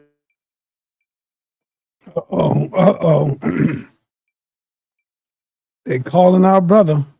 because they also debunk the racial theory that Africans have low IQ. Nigerians are very inspirational when it comes to seeing how they move and how successful they come over here, which also debunks the idea that you come from primitive people when your ancestor coming over here mastering stuff. So yes, it's just definitely a skill set. But here's the thing: the direction of the new generation, quote unquote, black culture, to me is destructive, it's trash, and it ain't looking too good. You know, how many of us out of 42 million or 40 million, we make up 12 to 14%, really want to do things progressively within a country that they live in? Again, once you become a privileged American and you become privileged here, even our homeless is doing good compared to other third world countries. So the problem is that America creates privileged people, and when you become privileged, you become lazy, and you're not as progressive as the hardest working immigrant that's coming from out of nowhere. So we need, as black people, we need more stress and force put on us in order to force us to come together again and have no choice but to work together. Without that, we're gonna always be separatists. We're gonna always find ways to delineate from one another. We're gonna always have the shit we got going on in Chicago. 63rd don't mess with 64th. Low end don't mess with this end. Certain parts of the West Side don't mess with this part of the West Side. And the divergence that we see that's going on because the privileged Americanism creates this. The idea of being individualist or individuality. That's the problem. So yeah, there's definitely a different skill set. To the question, and I see Lord Apple's in the chat. I want to know, based on all of that analysis, as a political entity, if the FAA and FBA is successful, what is the proposed framework by way that we can build cooperation and mutually beneficial progress between these groups that will inevitably start to clash because of the separatist ideals of some? This is the problem. It'll never happen because we're not on one accord. Black people are not on code. We're not into this collectively. We are individualists. Everybody don't agree with FBA. Everybody don't agree with ADOS. So even if a few people put in work, what are you going to do in a World Cup economy that depends on your finances? America barely wants to pay debt to anybody. Not to mention the people that brought you here or that was responsible for bringing you here are not in control of the country that's been established. Those people that we descend from or the people that brought us here is hillbillies down south. You know what I'm saying? The people that's here now, and especially in the northern states, got a whole nother story and a whole nother narrative of what they had going on in the southern states before the Great Migration. So my thing is that because we are not on one accord and we're not moving as a unit collectively, I'm just going to be honest with you. It's a beautiful idea. I hope with my brother, hopefully I can talk to Lord Albert more.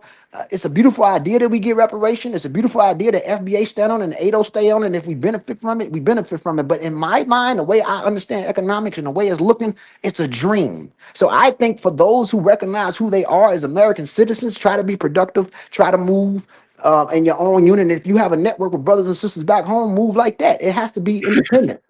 Because everybody not on one accord. Some people don't even want to be called African. Some people don't want to have nothing to do with Africa. Some people say, some people tell you that I'm black. I don't know nothing about Africa. My family come from Mississippi. F Africa. Or you'll have some people that's from Africa that look at you like, shit, I don't want to have nothing to do with them niggas. Look at how y'all act. So it's like, we not on one accord. So for me, those who are like-minded stick together. Those who don't. But the way the political banner works in America and the way these people playing games, even amongst themselves, I don't see nobody getting anything. They barely want to give out a dollar. You know how much debt this country in? You know what I'm saying? And then so many people is living amongst one another, depending on the same stuff and the same resources. I mean, it's a lot that come with this. But again, if Brother Lord Albertine and Ados and different people make it happen, I want some money. If I don't get it, I'm going to keep doing what I do. And I'm going to still have a network with my people back home. There you go. Hey, I want everybody to know we got KOT in the building. We got the Indians in the building tonight. KOT 7 o'clock, part 2. The beginning of the transatlantic slave trade. Brother KOT, American Indian slavery and the beginning of the transatlantic slave trade. That is tonight at 7 o'clock. KOT is back in the building. All right.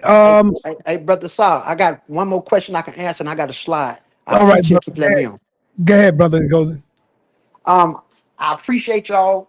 If you guys can catch me on, if you guys have any questions, inbox me on that Facebook, Justice Amir. I'm opening up my podcast, and brother Unc, I know that I love to continue and keep going. I can ask one more question if we want to go back to Egypt, but I hope that I'm sure people disagree or whatever. But hey, we all got a chance to build, and I appreciate all y'all for coming on. All right, let me let Lucifer ask this last question. Lucifer is in the building. And stay on real quick, Ngozi. I'm gonna be brief when he finishes. Ask the question. Go ahead, Lucifer. Hey, Ngozi, can you explain how the modern population in Egypt and West Asia are more close to the ancient Egyptians than, let's say, West African and Angola? Oh, by far, absolutely. They are already West Asian adjacent. When you study the population, they already had the genetic shared continuity with West Asia for the last 23,000 years. And if you want to go further back in time, early West Asians, when they first diverged from ancestral North Africans, that also had their own distinction that drifted from ancestral East Africans 150,000 years ago with the Tyrians, and then a later wave at 50,000, they already had their own unique cluster. So we know based off findings, Homo sapiens drifted out of North Africa through the Sinai, and they didn't leave through Ethiopia. So, and then when they went through their own bottleneck and their genetic drift, genetic shared affinity between the Levant and people, places like Egypt, which is a transcontinental country, was already being shared. So the Egyptians or the modern Egyptians would be closest to the ancient Egyptians, regardless to their skin tone, more than anybody. And the people in the Middle East, Egyptians had more adjacent and more cultural affinities and different things with people in the early Near East than anything. What we're looking at is different phases of time. Neolithic North Africa, Bronze Age North Africa, Chalcolithic, Bronze Age, Iron Age. And when you start studying all that, you're going to start seeing a long continuity, even up to the Epipaleolithic phase, a long continuity. So yes, Egyptians would have been very much more close, just like today, closer to populations in the Middle East than they would have been to a person in Cameroon, Angola, Nigeria, Sierra Leone, or deeper in South Sudan. 100%. So modern Egyptians are closer to them. Absolutely. The Nubians. So African Americans don't have a claim. No.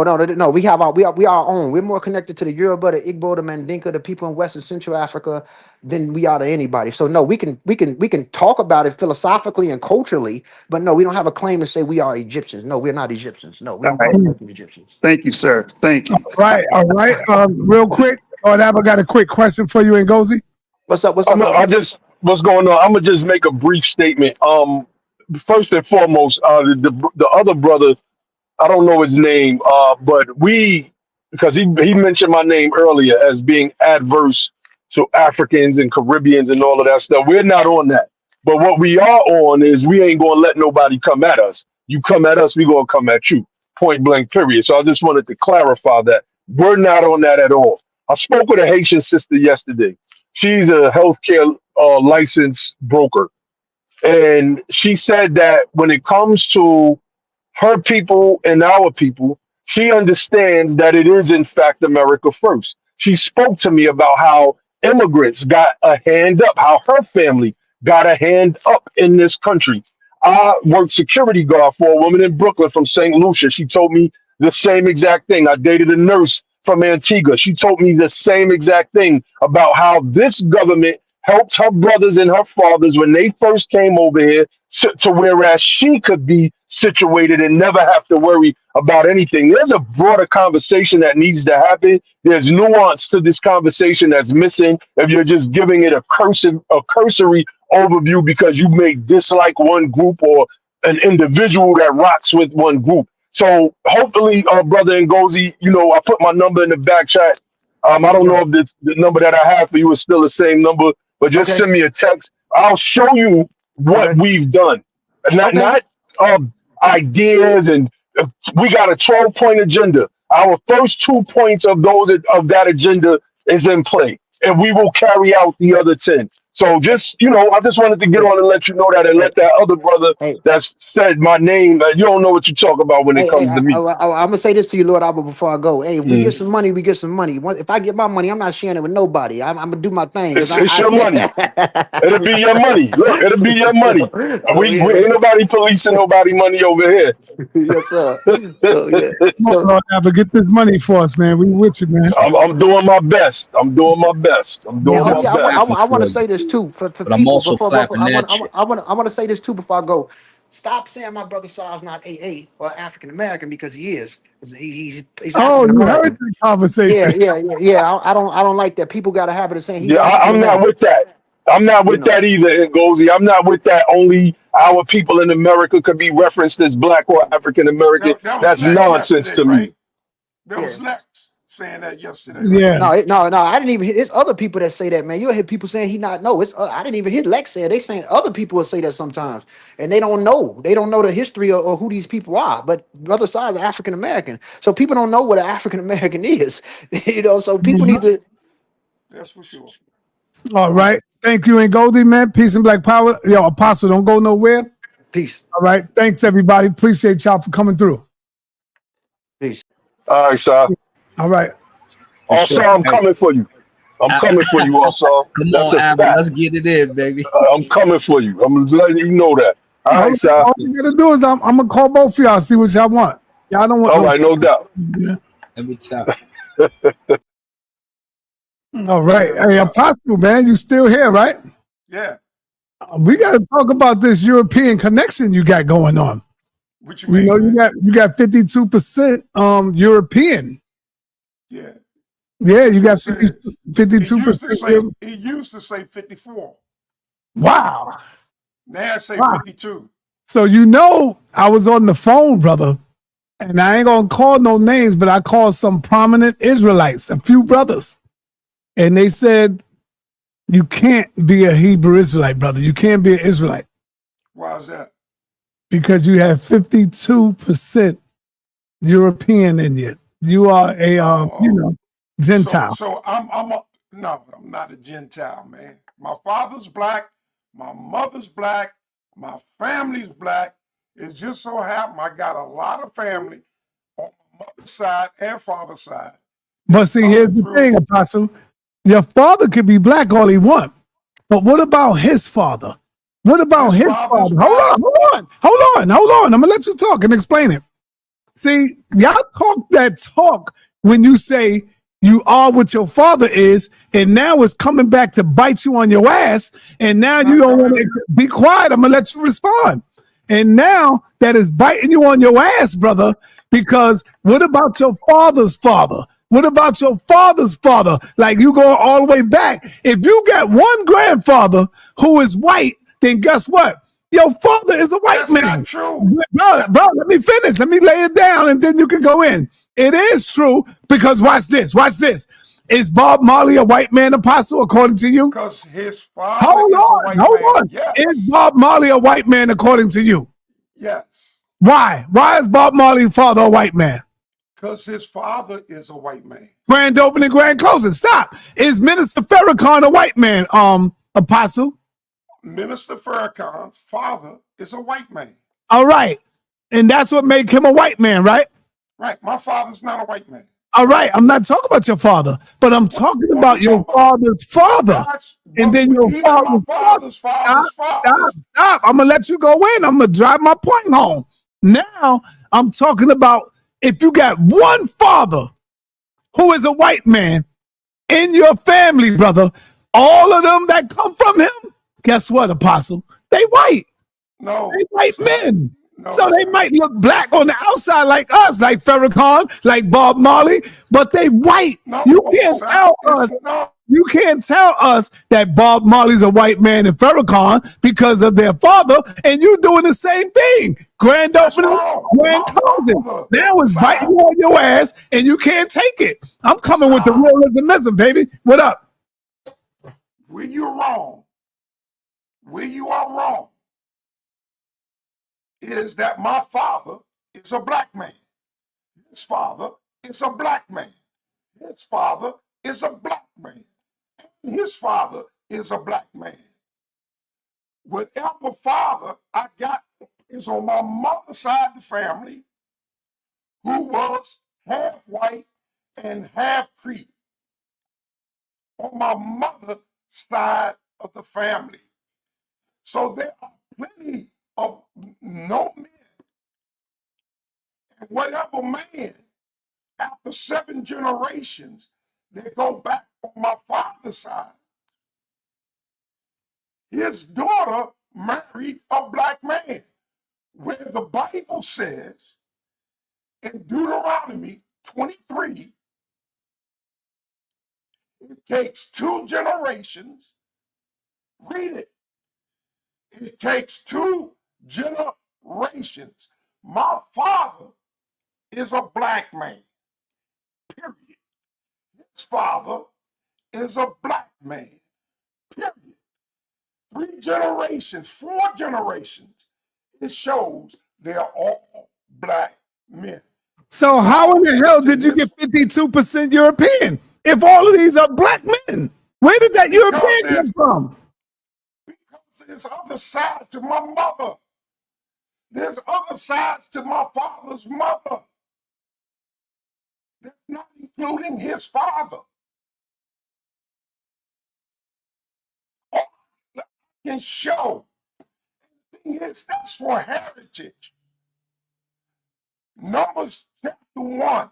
You are who your father is for inheritance. I come from the house of Judah, like my father, and his father before him, and his father before him. So you're wrong, man. Been through this. So you saying the 52% European comes from your mother's side, brother? A combination of my mother and my father, both of them. But it's from their mother's side. It's from their maternal side. Can you show me that? Because I don't believe you. What you mean? You're saying that, and the reason why you're saying that is because you know y'all go by the term of you are what your father is. So now you putting it on mom. That's not good, brother. Oh, he done ran off. Apostle done ran off. What? Oh man, damn, Apostle. I didn't know you run like that from me, man. Yeah, whenever he run like that, you know I hit a nerve. And Apostle, man, you ain't ready for the toughest environment, bro. You ain't ready. I know, Sister Freedom. Farrakhan is not no damn white man, and Bob Marley is not a white man. I know that. I'm only going by what these crazy Israelites be talking crazy. Bob Marley, father, it's white. My father is not white. I'll show it to you. Show yours. I want to see yours. I want to show you. I want to show you my father. Okay. Shit. I ain't ashamed of my pops.